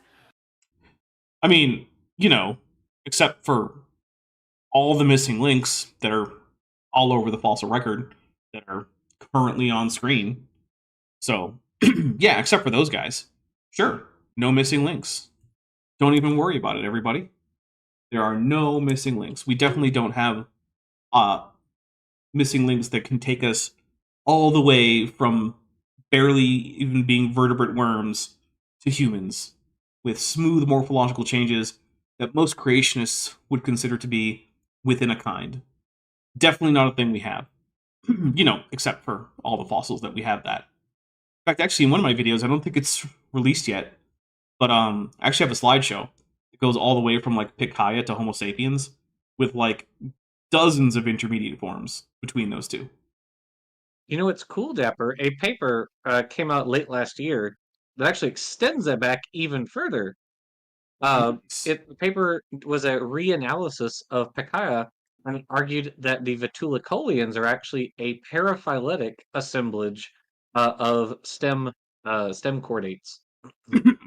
Oh, I heard about that paper actually. Yeah, that seems plausible to me, but I haven't read the paper. Zimor42 for $2 says, I think I need to know more about saltationism. I mean, it's a fun idea. It's just, you know, not supported. Which is, there's a lot of things, right, in science that are just not supported, that at one point were reasonable hypotheses, and that are cool. This is in there. Mixie for $2 says, oh man, I miss the polka music. Yeah, the problem is that for editing purposes, I keep the polka music separate. Which means that when I just play this file here in OBS, it doesn't have the music. So, sorry. I guess I could throw together a version that has it built in, but that sounds like a lot of work. Let's see. Roshina Sportschild Radio Star Keller for $4.99 says, I need completion. I might not be the one who can help you out with that, depending on what you mean. Olivia Williams for $6.99 Beaverbuck says, yodeling. I know we didn't yodel, I'm sorry. But you know what? The yodeling is in our hearts. So, all right. And that actually did officially finish off the Super Chat goal. So, we'll get some more Jackson. We are going to take a quick intermission between the Jackson with Jackson part of the stream and the Nerd Out session afterwards, because I will need a new drink during that period. Now, back in the 1960s, an evolutionist named Richard B. Goldschmidt suggested the very same theory, and he called it the hopeful monster mechanism. And, of course, evolutionists could not get a mechanism for this. They couldn't explain how this could possibly work or happen. And then it was rejected. I mean, we'll take a drink because he's right that is what happened, but then it was just rejected. Dr. Schwartz is trying to dig up old Dr. Goldschmidt's theory and now bring it to the rescue of no one's listening. Evolution as it is dying today. Watch Dr. Schwartz and people like him. I love creationists have literally been saying since the 1950s that evolution is on its last legs, guys. It's dying. It's going to be no big deal. We're going to get rid of it. Anytime now. It's only got a few years left. It's on the way out. It's like Christian Armageddon predictions. They happen all the time, and it's never true. Any day now. And at some point, you just got to give it up, man. Sorry. Todd Wood is right. Is it Todd Woods? The creationist? What? The creationist. Is it Woods or Wood? Todd Wood, yeah. Wood, okay. Todd Wood is right. Evolution isn't a theory in crisis. It is, in fact, a robust scientific framework. So, no. Watch these people as they're trying to say something else is happening. Hybridization must be doing it. What's the it? It's a thing that occurs, but I don't know what the it is, because here's a problem that creationists seem to have. They imagine that there's an it for evolution, right? Oh, evolution is just mutation, or just selection, or just hybridization, or just whatever. But it's not. Evolution has multiple mechanisms, and all of them work together to get the outcome that we see today of evolution. And they also like to point out that, like, oh, you see, you can't get evolution from just mutation. Yeah, that's true. Oh, you can't get evolution from just genetic drift. Yep, that's true. Oh, you can't get it from just natural selection or sexual selection. Also true. Oh, you can't get it from just hybridization. Also true. But guess what? The claim isn't that any one of these things on its own is how evolution functions. They're all mechanisms of evolution that all function together, right? It's like saying to the weather guy, oh, high pressure systems don't just cause weather. Like, well, I mean, on their own, I guess kind of not. There's a lot of stuff that goes into it, like humidity and temperature and barometric pressure and all these things. It's like, yeah, but no one of them can fully explain the weather. So you can't explain the weather, so it must be Thor. It's the exact same argument. I'm sorry that science is complicated and that more than one thing has to be true at the same time in order for our theories about the world to work. I mean, I'm not sorry. That's just how it is. And if that upsets you, it probably says more about you than it does science. Or a gathering up of mutations, not gradual change, not gradual slow change like Darwin said, but... Maddie says, you called a weather guy? Maddie, anytime I need a weather guy, you're my weather guy. Yeah. Yeah. A sudden display, that kind of thing. And then hybridization happening. Those are the real mechanisms, not mutation and natural selection. Nope. Mutation and natural selection still explain most of evolution, along with genetic drift, which is often dominant in many populations, but take those three together, yep, that's most of evolution to this day. Charles Jackson is just making up a paradigm shift in his head. Yeah, Science Saito says, okay, good, I was worried there for a second. Don't worry, Maddie, I wouldn't be cheating on you with some other weather person. You're the only weather person for me. Well, unless I need a local forecast. Because you usually don't have those for me. Oh, Phylaka Leon, Malleable Marsupial Kennedy, for $5 dues, says, I really hate that he's giving this talk to children. It's just flat out indoctrination. And yeah, I mean, it is. It's really not okay. Oh, I definitely screwed that one up. Let's put that here, and then we'll take that Dapper's a professional drink here. Okay. Like Darwin said, you see, they're coming up with new ideas. Watch these people next. In this article in Newsweek magazine of just this year in March, the evolution revolution, the new science of brain and DNA, is rewriting the story of human origins. And I mentioned last... Jackson, how many times have you seen a PopSci article say that new discovery rewrites and then fill in the blank scientific idea? All of them. Yes, it's just more times than I can even count. How many times has that actually been an accurate description?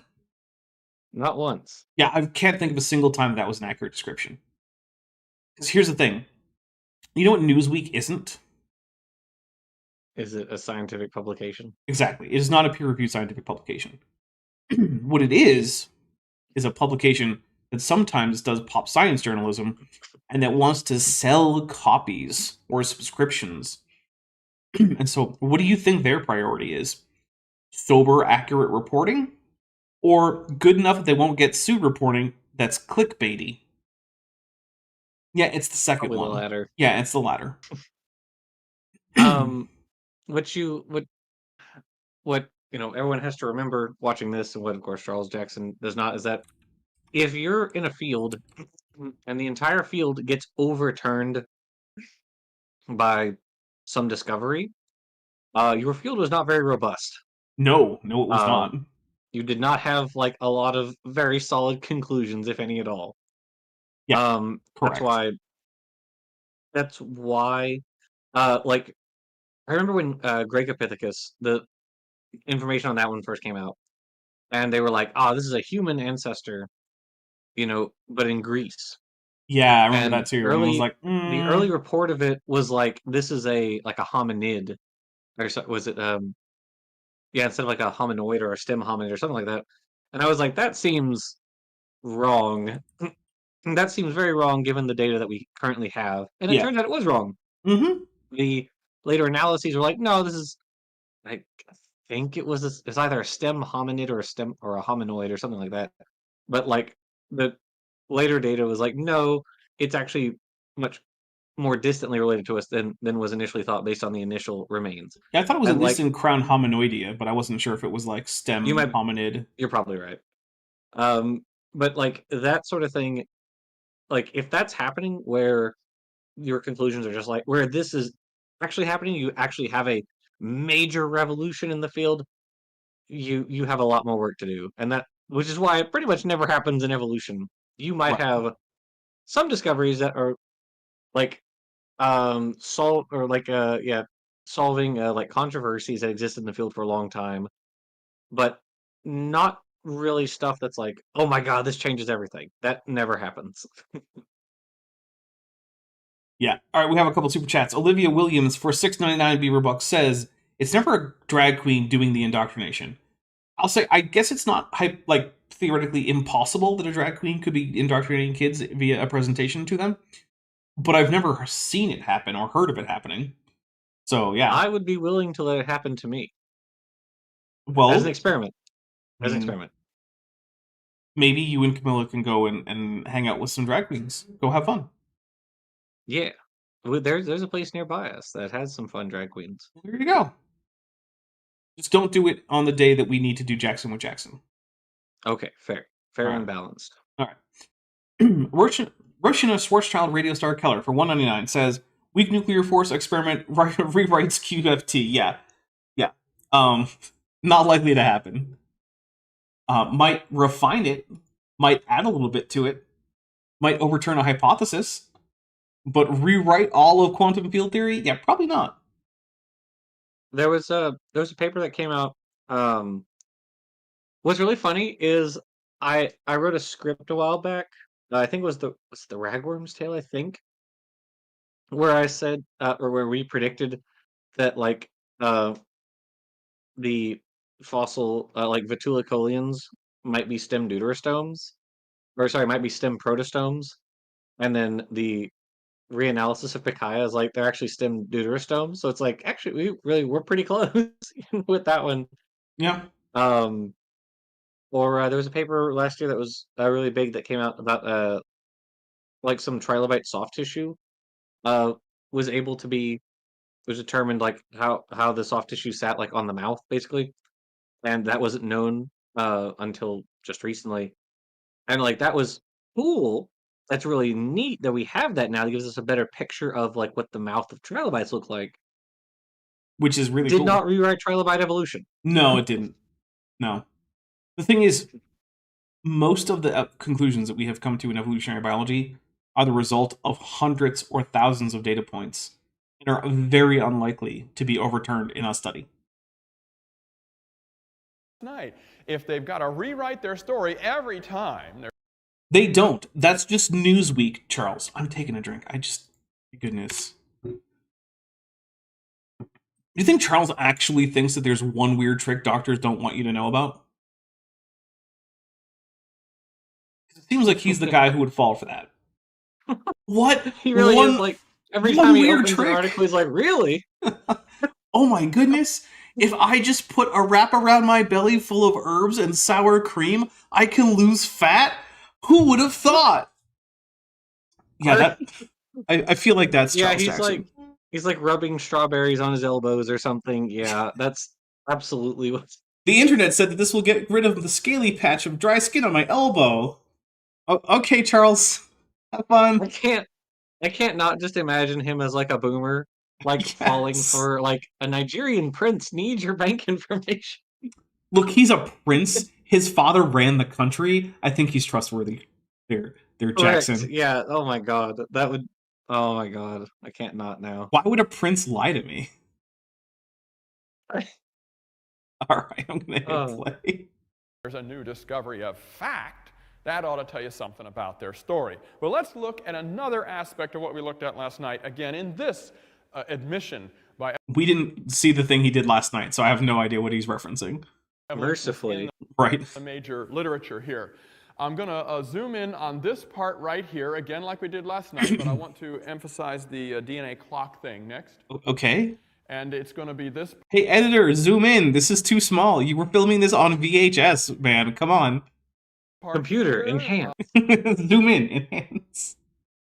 Oh, I swear that show has ruined everybody's, well, not everybody, but a large segment of the population's idea about how, like, images work on computers. All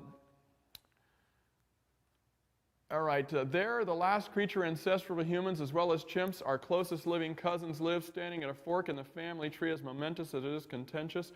Fossils never resolved when the lineages split. Fossils never showed when we split from the apes. Yep, that's because it's physically impossible for them to. Because when the human lineage split off from the chimpanzee lineage, there would have been essentially no morphological diversity, despite the fact that genetically the two populations had become isolated. Like, think about it this way, right? Let's say that someday humans actually do colonize Mars. Okay. And those humans take some, like, pet dogs with them. And those pet dogs are going to live on Mars, and they're going to evolve on Mars, and they're never going to go back and mix with the dogs on Earth. Okay, cool.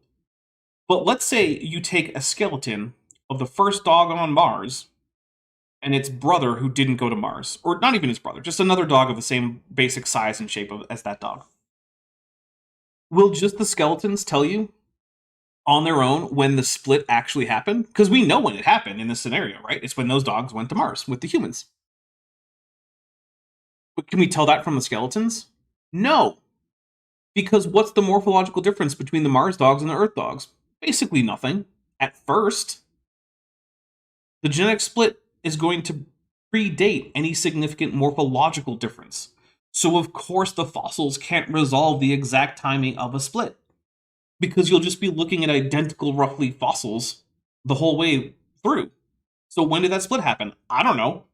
Sometime before the first morphological divergence that we see. How far before? Based on the fossils? I don't know. Because there's also no consistent rate of morphological evolution through time in any lineage.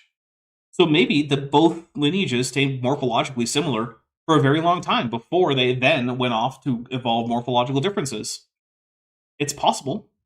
But DNA can help resolve that, because once the genetic split happens, they, of necessity, start accumulating mutations independently of each other. That's what evolution predicts. And the thing is, that's also what young Earth creationism would predict within their kinds, right? Because they also have this problem where, like, they think that, say, dogs and... not dogs, let's say, like, coyotes and jackals have a common ancestor. Well, if you saw the common ancestor, fossils of the common ancestor of the jackal and the coyote from right around the time when the lineages actually split, even under young Earth creationism, you couldn't tell based on the bones because they'd effectively be identical. So this is just how it has to work in terms of common ancestry, whether or not you're a creationist. So unless you want to go with absolute species fixity, which no creationist does that I'm aware of, that's just not a problem that it exists for evolution in contrast to creationism. It's expected under both paradigms. All right, let's see. We got a couple super chats. Lieutenant Math Navigator for $4.99 says, "Why would a prince lie to me? I think some Italian guy wrote a book about that." That's true. An Italian guy did write a book about that. Joshua Geese for $5 says, "When I hear enhance about images, I think of Super Troopers." Oh, that was a good movie. I haven't seen Super Troopers in so long. I never saw the sequel. I heard it wasn't all that good. It was one of the movies ever.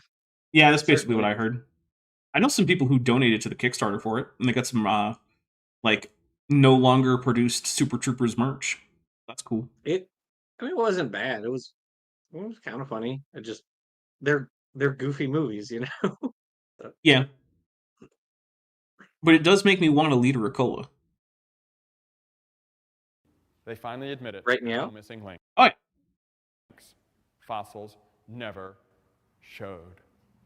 Vishanti, who's been a member for 42 months, is at the Tetrapod level, says, yodeling from the back of the auditorium with a Godzilla, and we will take a drink for the Godzilla. Thank you very much, Vishanti.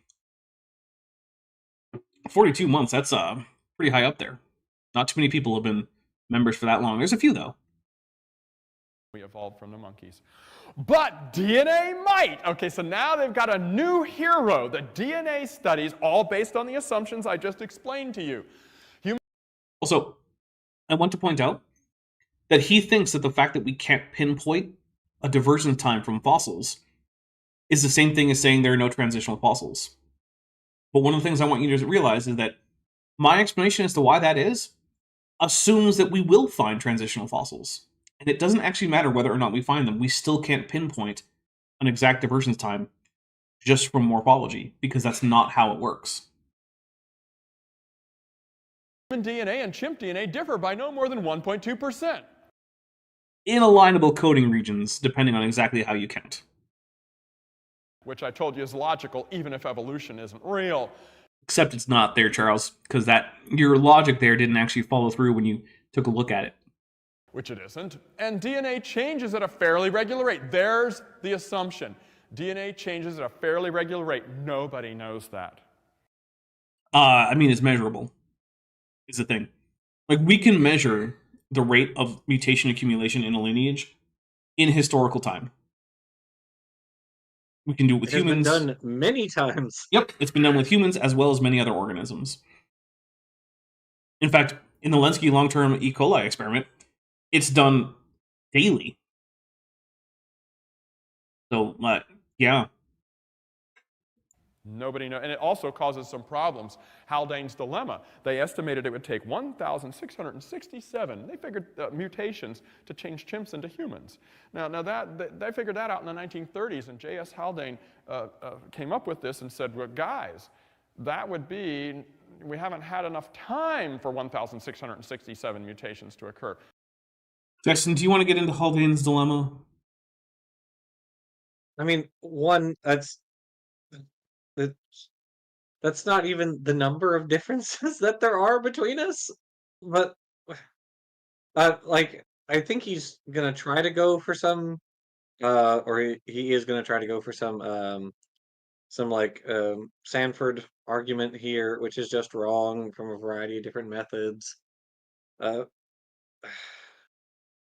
It's the first of all, the number's wrong. When he says like 1,000, like that's not that I doubt that was the number they had back in the 1930s or whatever, but that's not the actual number of differences between us. The reason that the argument fails predominantly is like recombination's a thing that exists. This number is built on or assumes that the lineages are asexual and haploid, which they're not, or we aren't. So when you have recombination, that like obviously drastically decreases the time that is needed for mutations to accrue in lineages, among other things. Like it's just, this is silly. Yeah. Also, so Haldane's dilemma has to do with things like the cost of selection and how long it takes for mutations to accumulate. One important thing to remember is that in diploid organisms like humans, and dinosaurs for that matter, recombination can really cut down on this problem by a lot, like orders of magnitude. Also, you can calculate the actual number of offspring that you need to overcome Haldane's dilemma with an organism like humans. And there's a great video where Zach Hancock over on his channel actually does that. And I don't know I don't remember the name of it off the top of my head, but if any of my mods can find it and link it, that'd be great. And he did all the math for how many offspring do we need for humans to overcome Haldane's dilemma per female, and the answer is like 3. And the other thing is that that doesn't actually mean 3 times when a human female realizes that there's a pregnancy and has a baby. Every time there's a fertilization that fails to actually develop beyond the zygote phase or like the blastocyst phase or fails to implant, that counts for that number. So this is so much not a problem that it's frankly dishonest that creationists bring it up. At least if they're ones that are well educated on the topic. It's like his favorite argument. Yeah, there's also there's the whole waiting thing, and there's numerous problems with that. One is that waiting time problems, as creationists, put them forth, require both that mutations happen in sequence and that they have particular targets to get particular changes. But that's not how evolution works, right? Recombination allows mutations to occur in parallel and then be grouped together onto the same background as a result of things like crossover events. And then further, on top of that, evolution doesn't have to pick particular mutations. There's a wide section of potential sequence space that may result in higher fitness, and evolution doesn't care where in that area it hits, as long as some organisms hit parts of that area. And so it's sort of like it's like a reversion of the Texas sharpshooter idea, right? It's like you came across a bunch of bullet holes just happening to be in the side of a barn, and then you painted little tiny targets around them, and you said, "Look how amazing it is that this guy got all these bullseyes. That can't just be by chance." Yeah, or we can assume that there's not actually a target there, and that was something that you put in there post hoc, which is what's happening. So yeah, Haldane's dilemma is not a problem in this, and the reason that it's even called Haldane's dilemma is Haldane was saying like, "Hey, based on our current math, shouldn't we kind of not be around? Let's figure out why that is." And then he did realized his math was wrong. Yeah, and he figured it out. Yeah. Haldane is the guy. Yeah, Haldane is the guy who debunked this as a problem. Because he was a scientist who was like, this seems like a problem. Let's find a solution. And then he did. Now we found out there's way more difference. There's millions of differences between our DNA and chimps.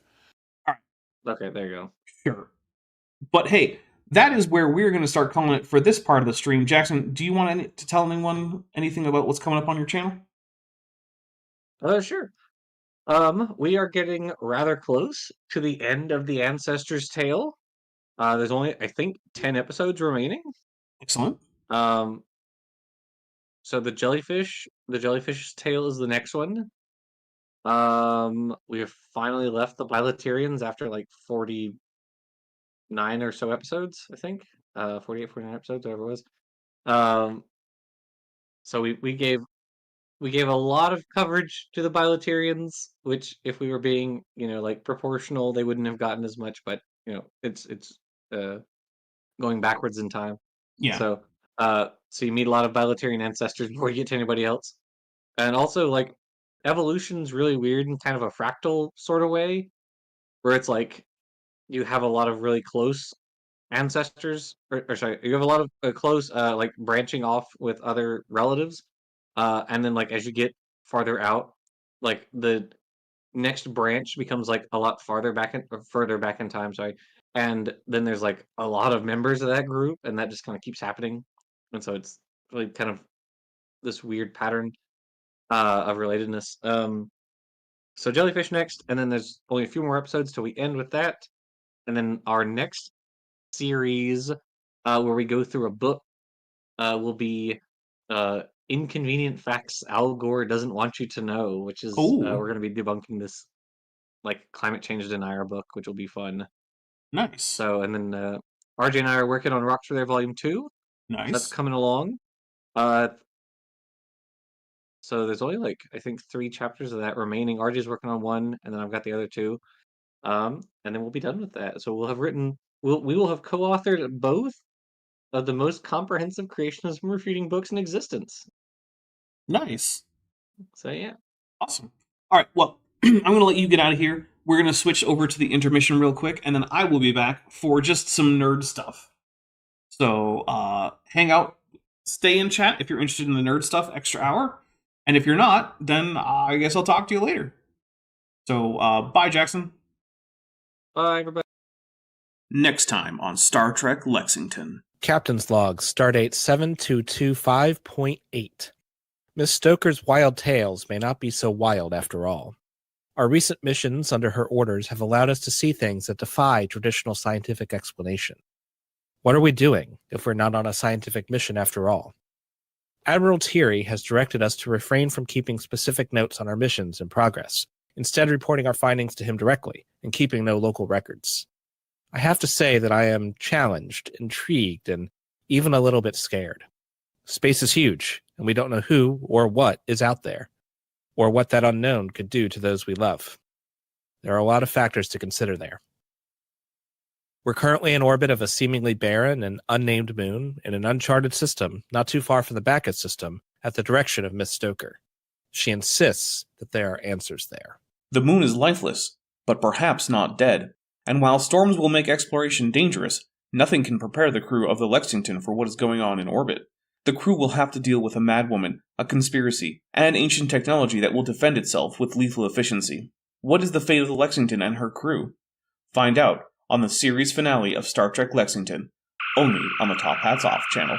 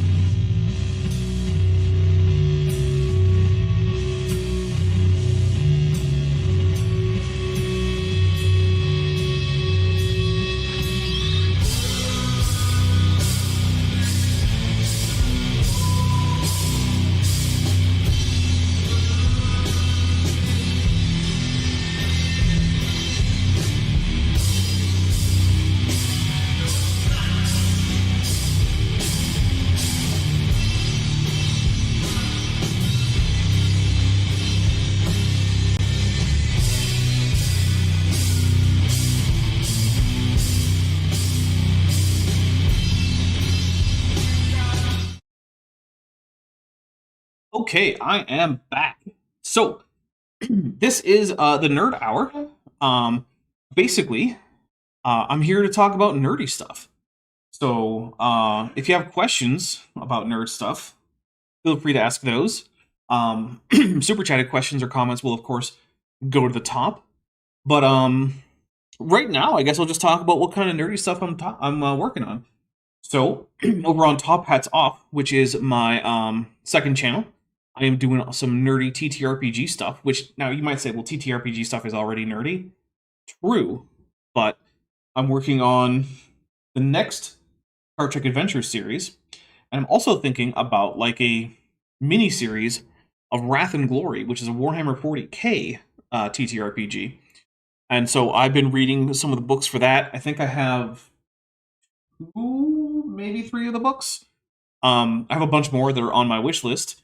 You know, if you wanted to give me a February present, I don't know, a Ramadan present, that's coming up at the end of the week. That's not really a gift-giving holiday, but I don't know, it could be. Could be if we wanted to. DM Carl Ipsum Wing says, Dapper, which episode of the animated series is your favorite, and why is it the Magics of Megas 2?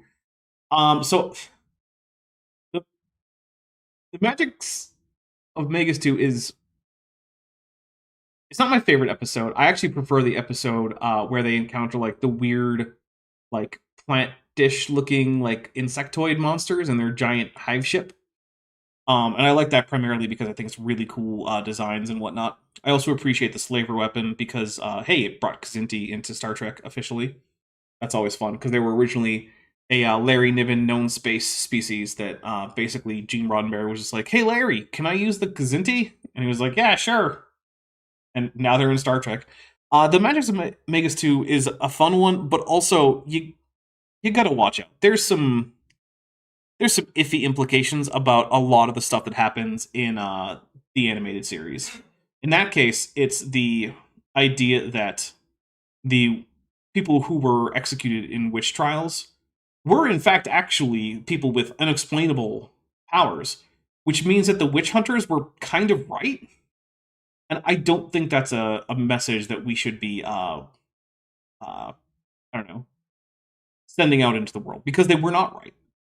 They executed people who did not have any special powers. They were just people who fell victim to a moral panic. So, yeah, there's that. Don Giovanni, Amir of Hakan says, any takes on Star Trek Ascendancy board game? My playgroup loves it, but it seems heavy. I have not actually played it, so I don't actually know what I can say about it, other than that it exists. So I would have to try it, and I don't currently have like a great board game group.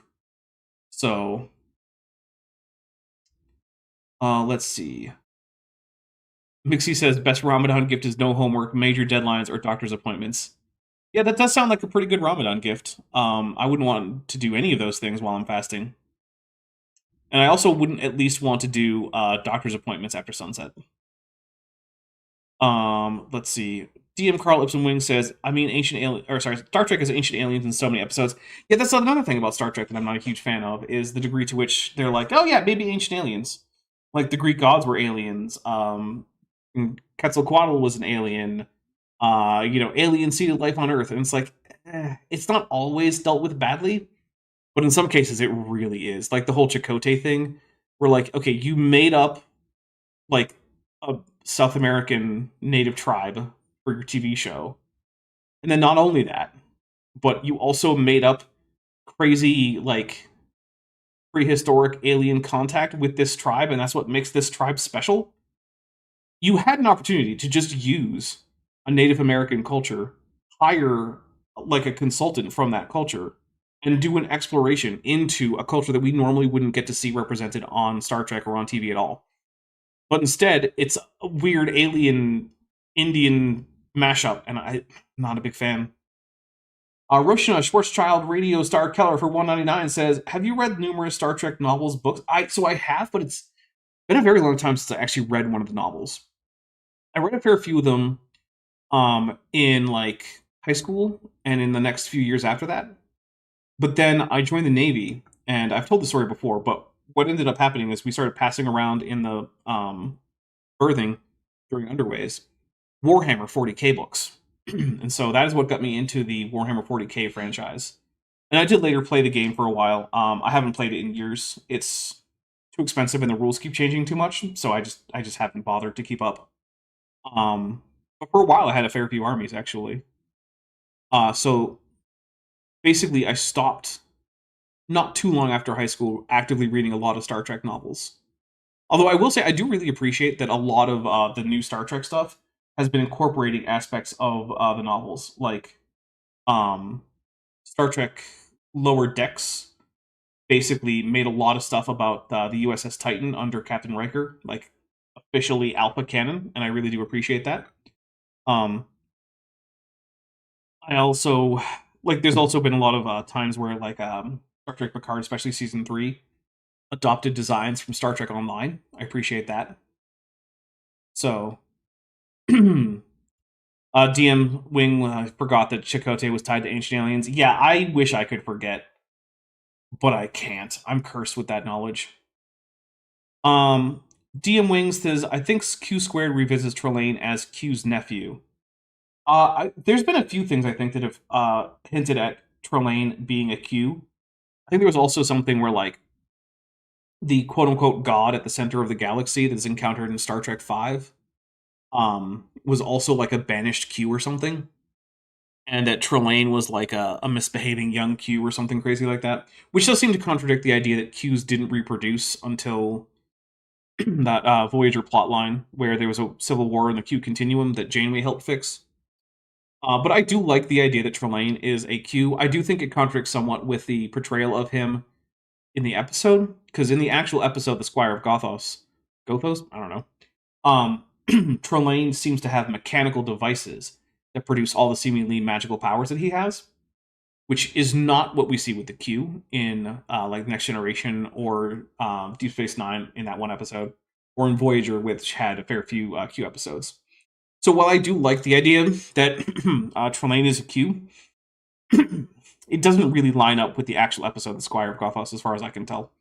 So it's fun, but I don't really buy it as far as ever being confirmed in Alpha Canon. But then again, I say that, and a lot of the stuff that they've put in like Discovery contradicted all sorts of stuff from the original series. So maybe that just doesn't matter anymore. Maybe there just is no consistent canon, which is disappointing to me because for me, Star Trek is one of those things where it's like, it's a fictional universe that I like to just sort of retreat into as like a fun, sort of pretending that it's a real place in the shows and in the books, and as a little bit of escapist fantasy. And the degree to which it is internally inconsistent is the degree to which I have trouble suspending my disbelief with the franchise. And I really don't like having to suspend my disbelief while I'm engaging in the franchise. So let's see. To be fair, you have to be really, really careful when using real groups, at least when they've been marginalized, says Griffin Spade. Yes, that is why I would say they should have hired a consultant or consultant team from the culture in question, right? So, like, if you want to have a Diné or Navajo character, hire some advisors from the community. They're right there. You can just go hire some. Let's see. Casual Sleeping Dragon says, campaign idea, the witch trial, but it's the wives guild lacing the town's bread with hallucinogenics, then steal the valuables from the victims while they're on trial. I mean, I don't know if that's a campaign idea. It could be an interesting, like, one-shot. Let's see. Mixie says, who remembers Voyager? I mean, I do. Nicholas Brody, hey Dapper, have you ever read the Mariah series? No. Also, you ever spend time on the USS Boxer? No, I did not. The only like actually commissioned ship that I ever spent time on was the Stennis. I was on a few decommissioned ships here and there. I stole a whole bunch of stuff. Well, it's not stole, but I grabbed a whole bunch of components from the Constellation, which was decommissioned, which is why we were allowed to just go in and take stuff, because it didn't belong to anyone in particular. It was just sitting there rusting in the harbor. But no, I was never on the Boxer. Let's see. Thieves Guild, Casual Sleeping Dragon. Yeah, I mean, that would correlate to a Thieves Guild. That could be an adventure in a Thieves Guild themed campaign. So let's see. Amanda and Trelane happened after Voyager, metaphorically. Yeah, that is another thing. Yeah, the Amanda part, right? Because that's a TNG episode that implies that Q, in fact, do reproduce, or at least can reproduce. But then I guess they just kind of, like, hushed that up with the whole, like, well, those Qs decided to give up their powers as Qs and live like mortals, and so that's why they were able to have a baby. But then, wouldn't that mean that the baby wouldn't have Q powers? And, like, I don't know. Chris says, please state the nature of the medical emergency. Nice. Chris McDaniel says, there are also theories that Charlie from Charlie X was a young Q. Yeah, I don't buy that. So the thing is that Charlie has known human parents, and, like, there's no hint that his parents had any powers or anything like that. And in the end of the episode, the aliens that raised Charlie bring him back after saying that they gave him the powers that he had. So they weren't something that he inherited from his parents. And if he were a Q, then wouldn't his parents have to be Q? But they apparently weren't.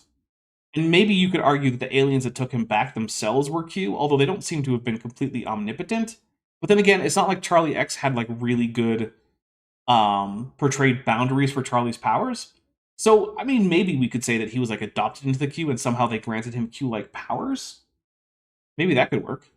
Yeah. Let's see. We got a couple super chats here. Roshan Sports Child Radio Star Keller for $4.99 says, "Why is Threshold your favorite Star Trek episode across all series?" So for the uninitiated, Threshold is an episode of Star Trek Voyager where Tom Paris goes faster than infinite speed somehow. Then he kidnaps Janeway to take her with him on one of these trips. And then they turn into weird salamander creatures and have some salamander babies that the ship just abandons on some planet. Just, the pilot and the captain's babies, and they're just like, man, it'll be fine. So overall, Threshold is an abysmal episode. But I will say, it actually does have some pretty good acting from Tom. Tom Paris does some pretty good performances there. So there are some silver linings to it. But yeah, overall, no. Lieutenant Math Navigator for 199 says, the reality warper powers are stored in the balls. Yeah, maybe that's where they are. Although, then we have to wonder about, well, then why are there so many female Qs? But then again, if you have infinite power stored in your balls, I guess you can just look like and have whatever reproductive role you want. So, maybe they are stored in the balls. Let's see. Jillian Mixmaster Jean's friend. Oh, awesome. Says, I watched a lot of Voyager in college, but it was in a crowded living room in the dorms where about 15 people were talking at once. That's not a great watching experience. Look, I like Voyager. I recognize that there are flaws with it, and that it has some of the worst episodes of Star Trek that are out there. But also, overall, I think it's a fun series, and it also has some really good stuff.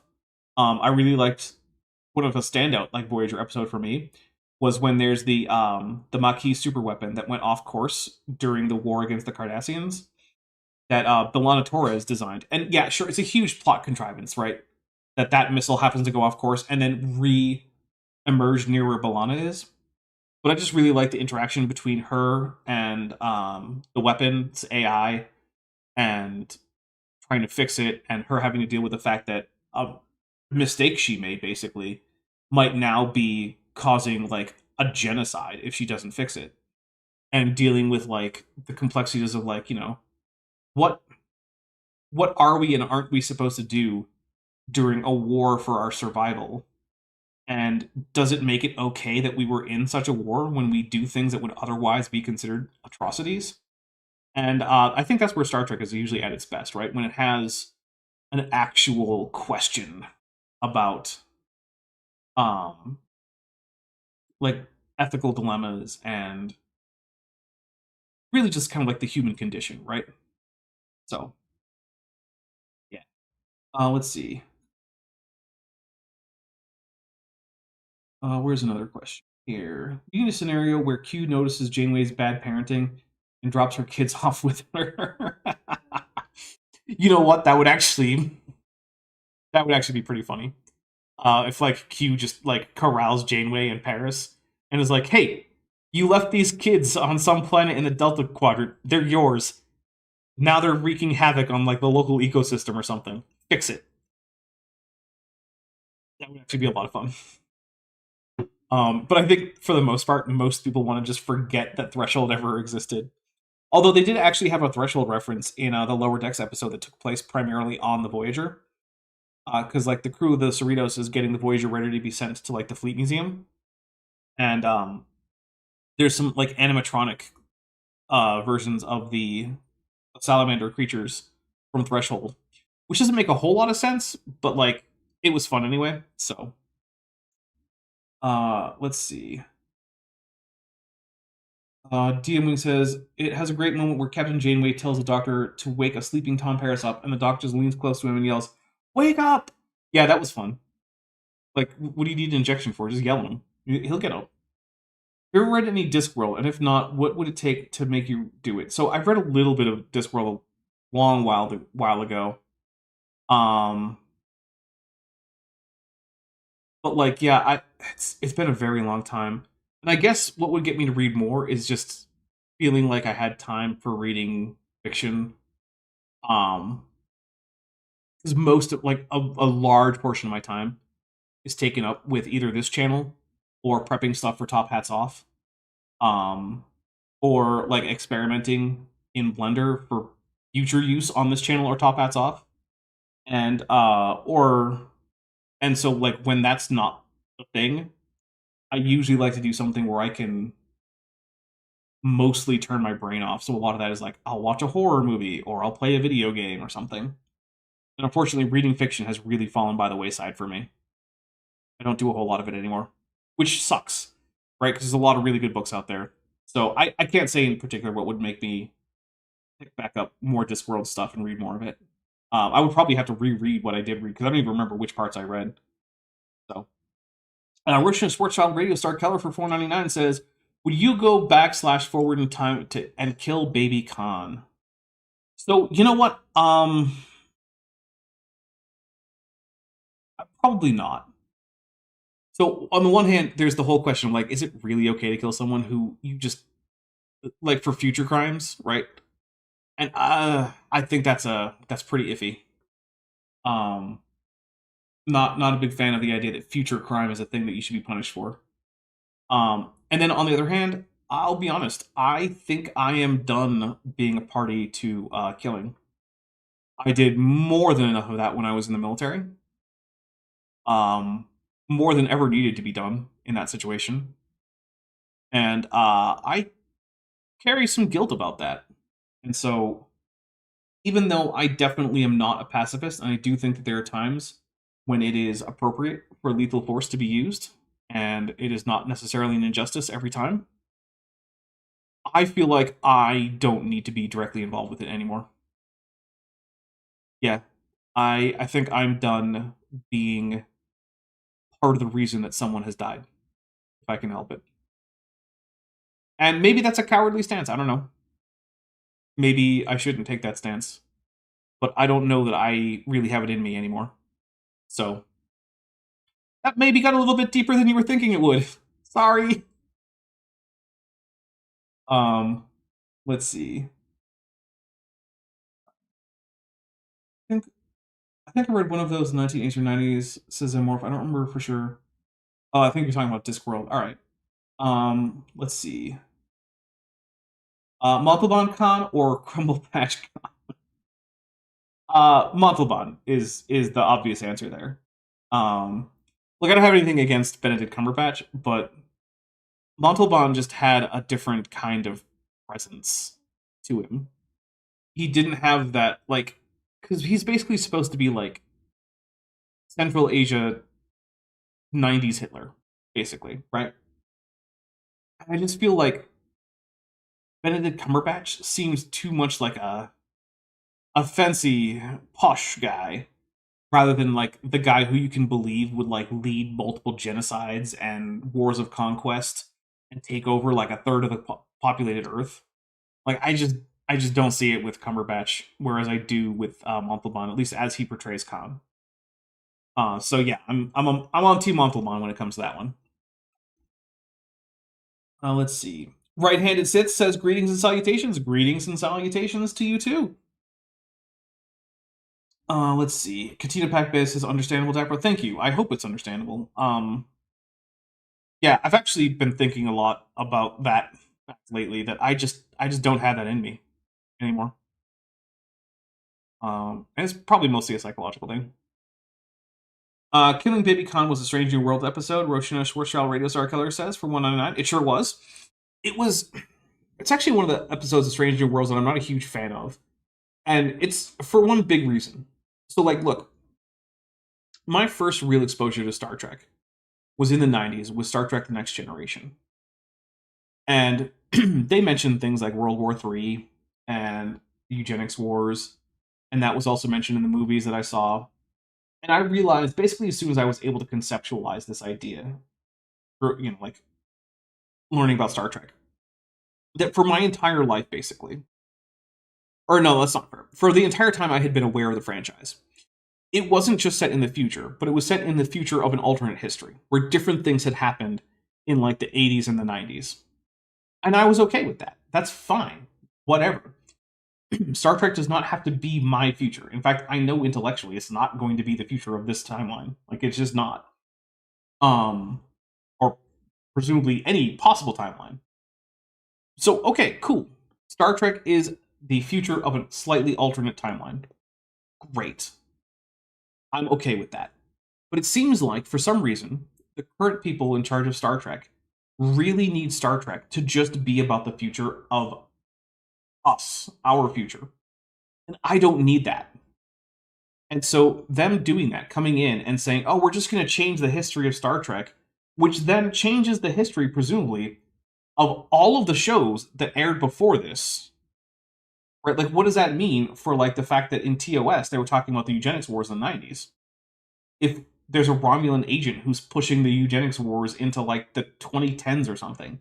And are we going to have to keep having time travel episodes where various bits of already established alternate history from Star Trek get rewritten just so that we can pretend that Star Trek is a plausible actual future?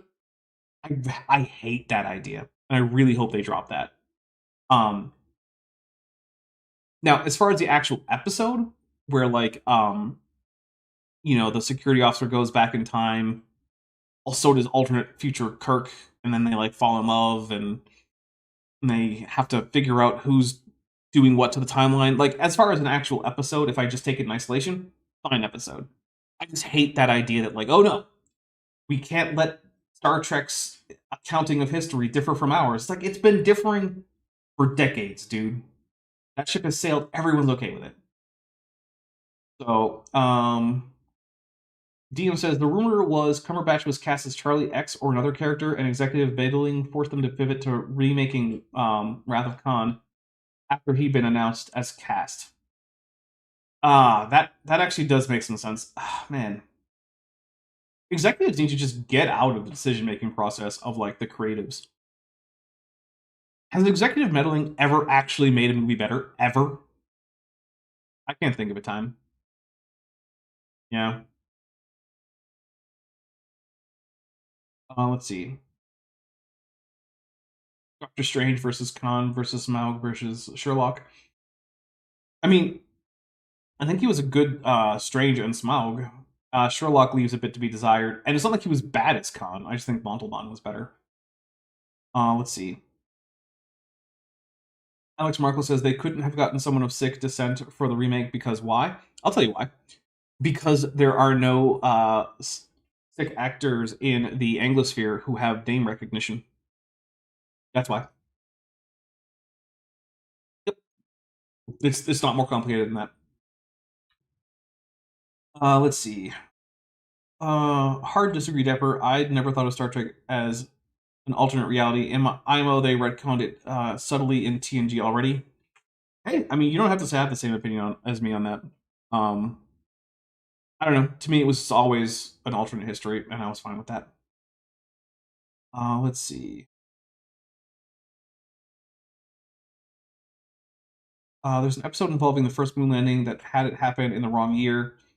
So it's been different since literally the 60s. Yeah, I mean, there's that too, right? Star Trek has never actually had the same history as we have. The divergence point between Star Trek and our reality is ultimately, yeah, like, starts at the time it was airing. So, yeah, I don't know. DMing, it's fine if you disagree, but, like, it's never actually followed our history, ever. So, like, I don't know why we needed to. But if you think it's better if it does, I mean, I can't stop you. I can't say you're wrong. What about the Khan with head tattoos? I'm not sure I know which Khan that is, Casual Sleeping Dragon.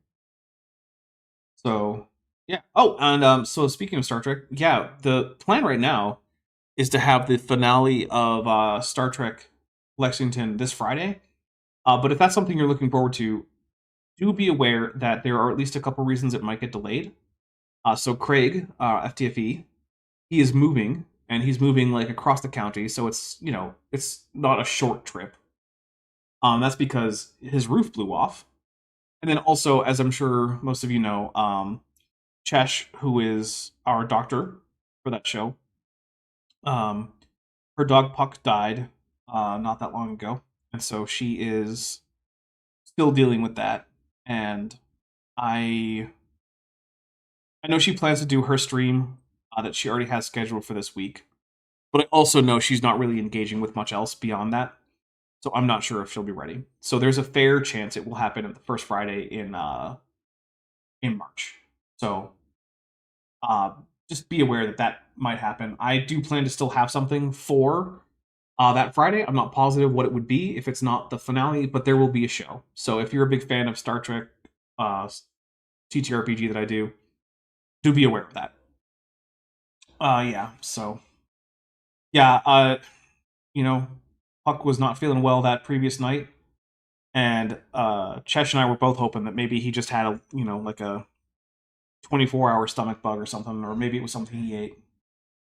But no, turns out it was much more serious. So, Jillian Mixmaster Jeans Wren says, I only saw the first New Trek movie. I didn't like it, and had it as part of my rule that the Academy can no longer force me to watch anything. I'm not a voting member after all. Yeah, look. So Star Trek 2009, I think it's an okay movie, but it's not a terribly good Star Trek movie. And like I said, Star Trek is at its best when it's dealing with things like moral or ethical dilemmas, things about the human condition, holding up a mirror to modern society and showing why we're failing in various areas. And it's usually at its least interesting when things are being punched or blown up. Not that it shouldn't ever have those things, right? Occasionally, resorting to violence is a thing that happens in Star Trek, and when it's done in moderation and with good narrative reason, great. That's fine. But I just felt like there's not a good reason to try to have a Star Trek action movie. And ultimately, I think the same thing about First Contact, right? I think it's a fine movie, but as far as being a Star Trek movie, I think it misses the mark. And maybe part of the problem is that maybe Star Trek just doesn't really loan itself to movies the same way that other franchises do. Because over the course of, like 2 hours or something, you need to have a lot of stuff to fill that time. And it's really easy to fill it with action. Really easy. It's a lot harder to get people to sit through like 2 hours of like courtroom drama and speeches about ethics. Whereas it's a lot easier to get people to sit through like 45 minutes to an hour of that. So maybe that's just the problem. Maybe you can't make the Star Trek movie I want. I don't know. Although I guess you could say that, like, well, I mean, there are two-parters in Star Trek that are just fine and do actually tackle the things I like to see tackled in Star Trek. So hey, maybe I'm just wrong about that too. Let's see. Nicholas Brody says, Decker, have you read Red Shirts by John Scalzi? The characters learn they are living in a poorly written Star Trek knockoff show. Yeah, and the main character realizes that he's one of the guys who's not going to make it. Yeah. Is that where Ensign Ricky comes from? Because, I mean, I like the idea, right? And that's one of the things I liked about Lower Decks, was that it was self-aware about, like, the weird and kind of absurd Trek tropes. Like, especially the fact that, like, the Enterprise will show up at some planet that has some problem, quote-unquote, fix it, and then just leave and never come back. Never see if it's actually fixed, if there was any reversion or anything like that. So I appreciated that was something that Lower Decks actually pointed out as like, yeah, this doesn't make a whole lot of sense, does it?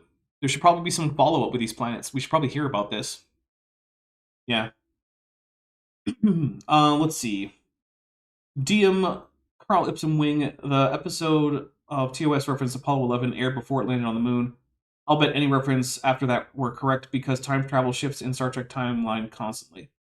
But I don't actually know of any time when it was corrected. And that's the thing, like, Star Trek has always had differences from history. I think so. Icarus says you think the first TNG movies were good Star Trek? I mean, that's fair. I think they were fine movies. I have my problems with them. For one thing, it seems like a very different team of writers worked on them because a lot of the characters do not act or speak the same way that they did in the series. I also don't really like it that they changed up the lighting for generations on the Enterprise D. I'm opening another Mountain Dew here. So, yeah, like suddenly everything had to be like all cinematically lit on the Enterprise D. And that's just not what the ship looks like to me. It has that flat TV lighting from like the 80s and the 90s. And I wish that Star Trek would go back to that look. I'm really tired of having to squint to see what the heck is going on a Starfleet bridge. Like, I liked season 3 of Picard, but it still had that problem. It's like, what is going on? Who wants to work in this dim, gloomy ship? Turn on some damn lights. You have a fusion reactor and a warp core. You have power for lighting, guys. Like, ugh. Let's see. Tyrion Words of a King 7 times purified Rana. You have 2 hours to fill with something Star Trek. Would you rather watch Star Trek Prawn parody or Section 31? Oof. Well, the former. The parody. Yeah. It might at least be funny. And, yeah. Yeah. Look, I haven't seen Section 31, and everything I hear from everyone whose opinion I at all respect about Star Trek has said, don't bother watching Section 31. It's not something you need to bother with. It's really, really bad. Let's see. Yeah, Insurrection does deal with ethical problems. Yeah, it does. Unfortunately, it's ethical problems that were already dealt with better in a previous episode of TNG.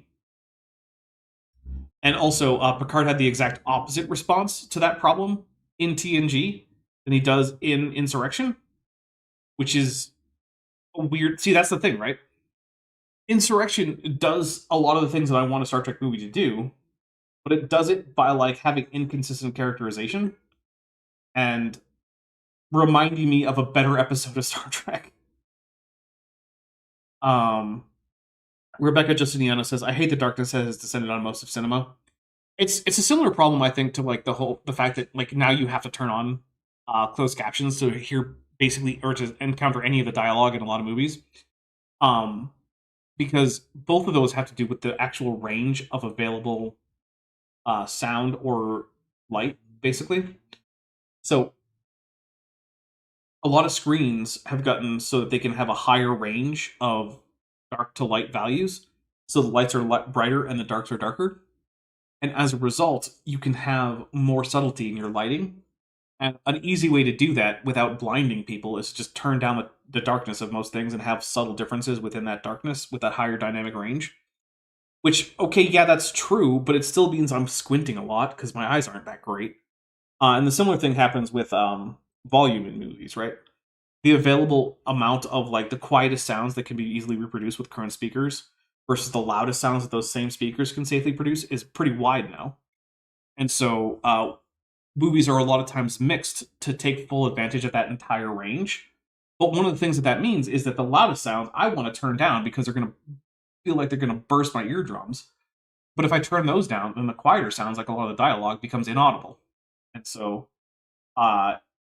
hey, Hollywood guys, if you're watching, I'm pretty sure just about everyone would rather be able to hear everything at a comfortable level than have super ultra realistic ranges of volume. I don't know. Probably just me. Let's see. Let's see. All Star Trek movie bad guys are cons. I like the Klingon con who quotes Shakespeare. Are they all cons? I mean, they're certainly not all crazy, like, dictators from the 90s. I don't know. Like, revenge is a pretty common plot in a lot of Star Trek movies. Which I actually do appreciate that, like, Generations didn't have a revenge plot, and neither did Insurrection. That's a couple things that those two movies stood out with and that I liked about those two. Yeah, I guess you could kind of say that Generations was sort of a revenge plot, and that this guy was willing to like destroy planets to get back to where he was stolen away from in the Nexus.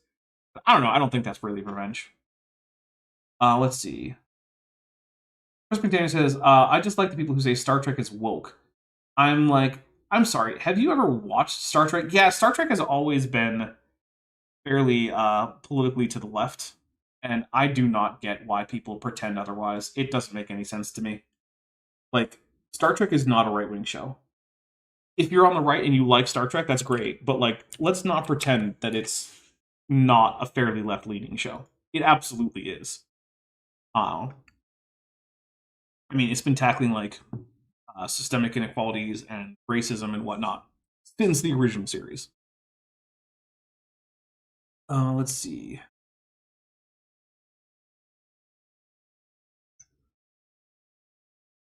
Don't see any other question. Calling all Klingons dwarfs. Yeah, don't do that. Klingons have many names, and only one of them that I know of is named Worf. So let's see. I guess I could talk about my ideas. So one of the things I'm thinking about for the Top Hats Off that's nerdy is I'm thinking about doing like a 3-part like mini series with Wrath and Glory, where we change up what faction we're focusing on, and so like but there's an interconnected story that goes across all of them. So like maybe the first one, everyone's like a Dark Eldar, and then we go and then we have like some like low-ranking inquisitorial acolytes or something. And maybe we finish off with like a Adeptus Astartes strike team or something. I don't know. Does that sound like a thing that could actually be interesting as like a mini series of actual play TTRPG stuff? Is like a 40k thing where there's like a through line where there's the events are connected and they matter to each other, and there's a single story being told, but our POV is switching from different factions. And if that is something that interests you, what factions would you be interested in seeing as like the POV faction, right? Like, would you want it to be, you know, Imperial Guard, Dark Eldar, Craftworld Eldar, Orcs, How? What, like, if you know enough about 40k, like, what about that what POV factions, would you like to see? Because I haven't actually decided, and the rules have a lot of options for that. I don't think Necron is an option. I know Chaos is an option for like players. I know basically everything in the Imperium is an option. All 3 of the main Eldar factions are an option. Orcs are an option. Tau and their allies are an option. Think that might be it. So, Jillian Mixmaster Jeans ran. Worf Sr. was played by Michael Dorn too, as I recall. Yes. So the Klingon lawyer who was the defense lawyer for Kirk and McCoy in Star Trek VI was indeed played by Michael Dorn. So Casual Sleeping Dragon says Orcs best. The thing for me in Orcs as like a POV character is like, or like faction, is that they're absurdly over the top and hard to take seriously as like the actual, we're going to tell a story from their POV. But then again, that might be a fun thing to do anyway, right? Because orcs are fun from an external perspective. Obviously, diegetically, like inside the setting, they're horrifying monsters. But from the outside, they're fun. So maybe that could work. Some people would like to see an orc set of players. Maybe we have like a commando and a boy, or a few boys and some commandos and a knob or something like that. Griffin Spade says they are profoundly unserious. Yeah, they are. Well, they're profoundly unserious for each other and for us as an audience, but they're deadly serious for the Imperium. So, and hey, Jillian Mixmaster Jeans ran. Maybe a TTRPG little miniseries could get you to know more about 40k. It is a fun setting. Well, okay, it's a fun setting if you like grimdark and you're okay with some of the darker aspects, because it gets dark. That was one of the reasons why when they published like kids books for 40k, I was like, I know some of the stuff that this franchise has in it. I'm not sure that I want little kids introduced to this franchise in like preteen years. That seems iffy. Terry Words of a King 7 times Purified says Inquisition or Mechanicus are always interesting. Orcs would be fun, but probably not productive. Necrons can be interesting, but their goals are so far removed from humanity, so the connection. Yeah. So Inquisition or Mechanicus is almost certainly going to end up being one of the options, and it might just end up being a general Imperial where people can be like, maybe they're working for the Inquisition, but the Inquisition gathers acolytes from all over Imperial society. So, like, you can be a tech priest who works for the Inquisition, or a Scutarius who works for the Inquisition, or an Adeptus Astartes, like Space Marine, who works for the Inquisition, or a Sister of Battle who works for the Inquisition. So, yeah, there will almost certainly be an Imperium POV, like one shot or something. Zimor42 says all the best media has political themes. There are good and bad ways to handle them, but I'd like to see someone try to make any successful media product without any political content whatsoever. I don't think that's possible. Art is inherently political, right? Because it is made by people whose lives are shaped by the politics around them. And so inevitably, I think most art, unless it's just very, very basic, like depictions of, like, I don't know, nature or something, is going to have some kind of discernible political stance. Tiri says, Eldar, cool, Dark Eldar would probably get you banned from YouTube. So the thing is, if you did a Dark Eldar, you would have to focus on the safe for work aspects of the Dark Eldar, basically. So what I would probably do is I would say stuff like, we wouldn't roleplay out like torture or anything like that. But we could do something where it's like, okay, the focus is a real space raid. You're a strike force of Drukhari warriors from the Cabal of whatever, augmented with, like, I don't know, like a witch elf witch or whatever. And you have a mission. You don't like each other, but you do have to work together. And if you let each other die, it's going to be bad for you when you get home. And then just go from that perspective, where we don't have to spend a whole lot of time in, like, the gladiatorial arenas of Komara, or, like, the lair of a homunculus. So I think I could do Dark Eldar in a way that could work. Be reasonably authentic, but just not focus in on all of the absolutely not okay for YouTube aspects of the Dark Eldar. Tiri also says, Tau might be interesting, and they're close to humans. Yeah, I mean, they are. But also, I would allow things like Kroot as an option. So it wouldn't just be Tau, most likely. It would probably be Tau and Kroot, and maybe even a human. Because, there are humans in the Tau Empire. Let's see. Could do a Casual Sleeping Dragon says could do a Farseer. So Farseers are in the game as a playable option, but they're really high powered. So it would probably have to be one of the later games, because I would want to increase the power level of the players over the course of the several games. So if we did Eldar early, we probably couldn't do Farseer. Warlock maybe. But then if we put Eldar as one of the later sections, then it could work to do a Farseer. So yeah.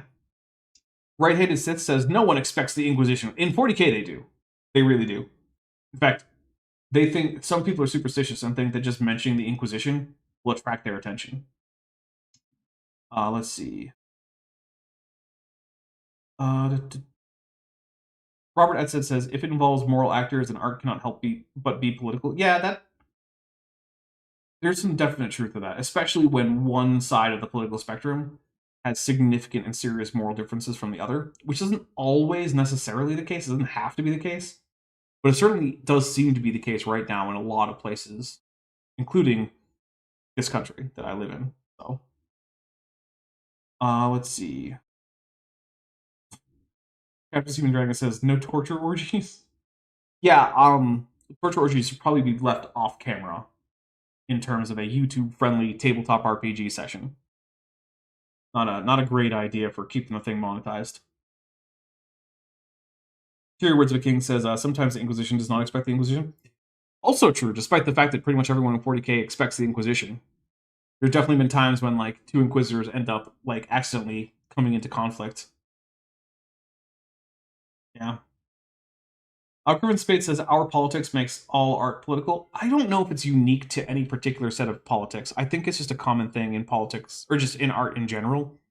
And it's not like politics is something that I can foresee going away, right? Because politics fundamentally comes down to different people have different ideas about how the world should be run, or just their area of the world should be run. And that's not going to change unless everyone comes to, like, some agreement.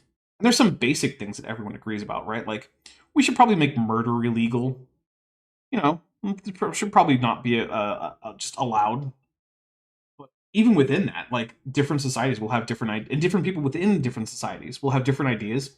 about when things like lethal force are permissible. And so one man's murder might be another man's like justifiable self-defense. And it's not clear that humans will ever all universally agree on all such things. So I think politics is always going to be a thing. So he says Dark Eldar extended campaign on OnlyFans. Actually don't know what their user rules are. like they must have some kind of community guidelines, right? Like there must be things that you're not allowed to show on there. But then again, I guess if it's all fictional, maybe that wouldn't matter as much. So yeah, I don't know. Although I don't know who would actually sign up to an OnlyFans TTRPG actual play with Dark Eldar. That seems very niche. But then again, from what I understand, there's a whole lot of niche stuff on there that people sign up for. So what the heck do I know? Becca Justiniano says, art that says anything about the world and or life is going to have to make choices, and that makes them political. Yeah, I tend to agree. Yeah. I think the closest you can get to apolitical art is like a still life that's just supposed to look pretty. But even then, I think you might end up having a subtle political messaging even in something like that. Like maybe just to like the environment is cool and maybe it should be protected if you do like a landscape or something. So yeah, I don't know.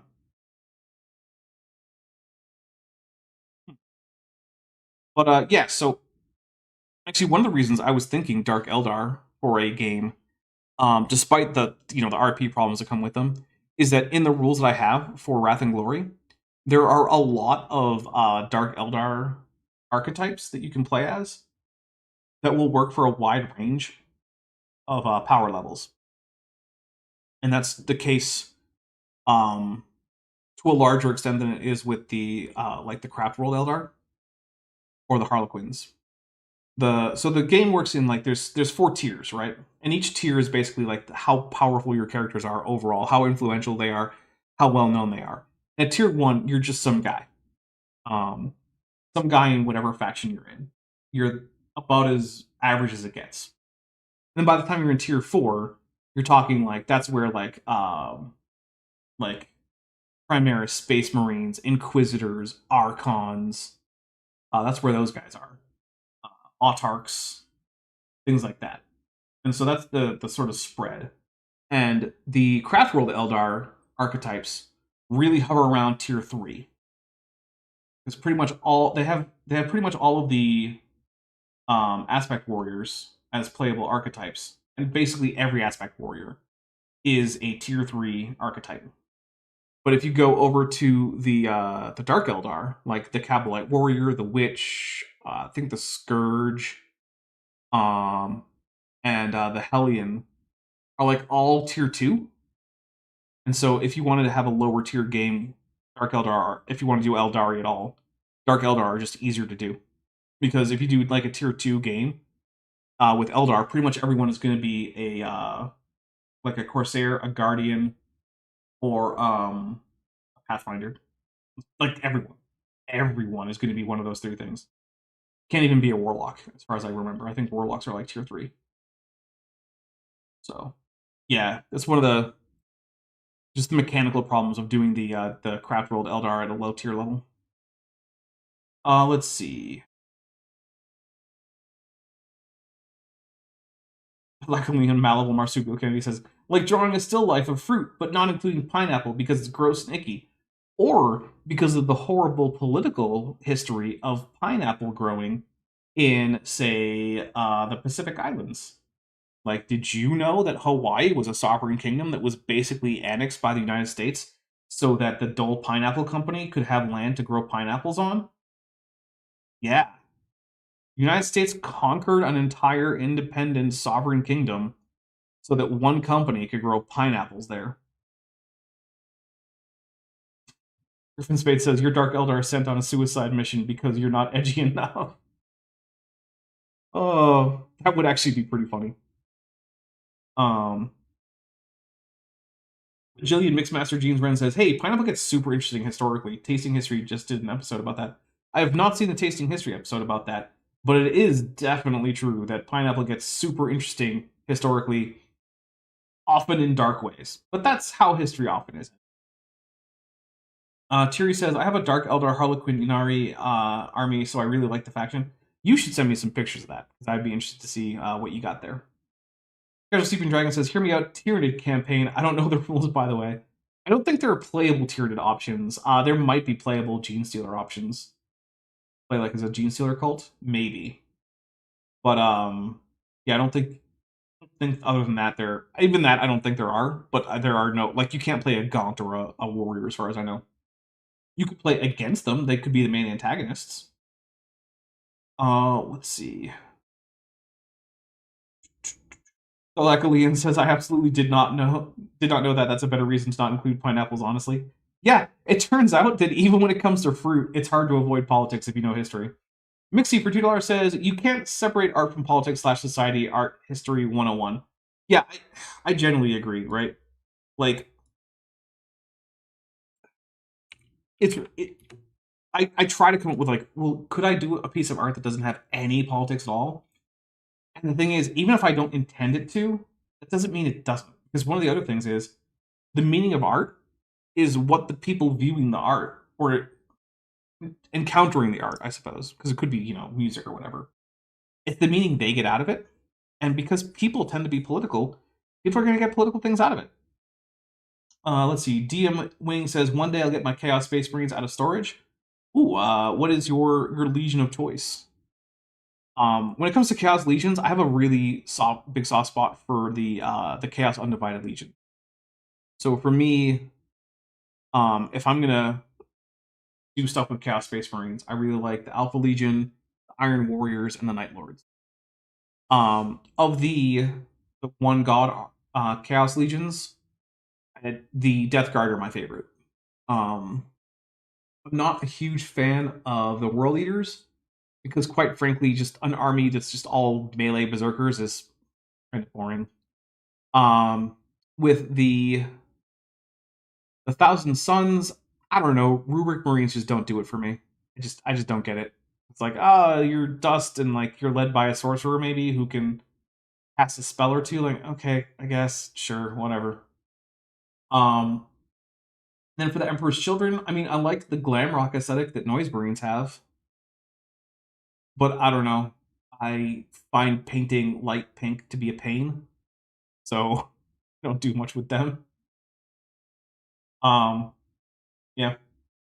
Let's see. Jillian wrote a poem recently about how it's revolutionary to find beauty in ugliness. Interesting. I would be interested in that. Tina Pack Bay says pineapple, sugar, cane, coffee, chocolate, spices, silk, tea. Take your pick. Yeah. All of those have a long and storied and absolutely horrifying history. Also, rubber. Rubber's in there too. Not edible, but like, oh. Hey, if you want nightmares, you can learn about things like rubber plantations in the Belgian Congo.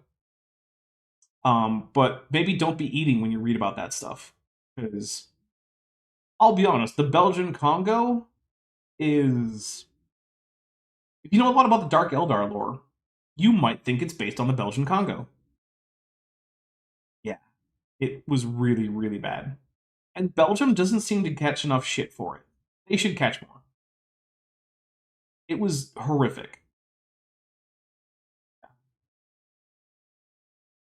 Right-hand Sith, if I made a walking stick out of rock candy, would that be a sugarcane? Yeah, I guess. Jillian says, oh, rubber is dark. Yeah, and it doesn't get, like, undark for a while. Because the history of, like, countries getting into control of, like, rubber plantations, even all the way into, like, World War II, it can be dark. Because a lot of the conquests by the Japanese imperial military were designed to get, like, economic resources, including rubber. And I don't know if you know much about what happened when the Japanese took over and occupied someplace, but it was pretty bad.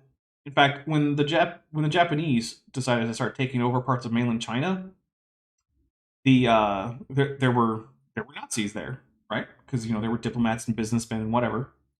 And when the Japanese started taking Nanking, it was the Nazis who wired back to Germany to tell Hitler, tell the Japanese to maybe tone it down a little bit because it was getting a little out of hand.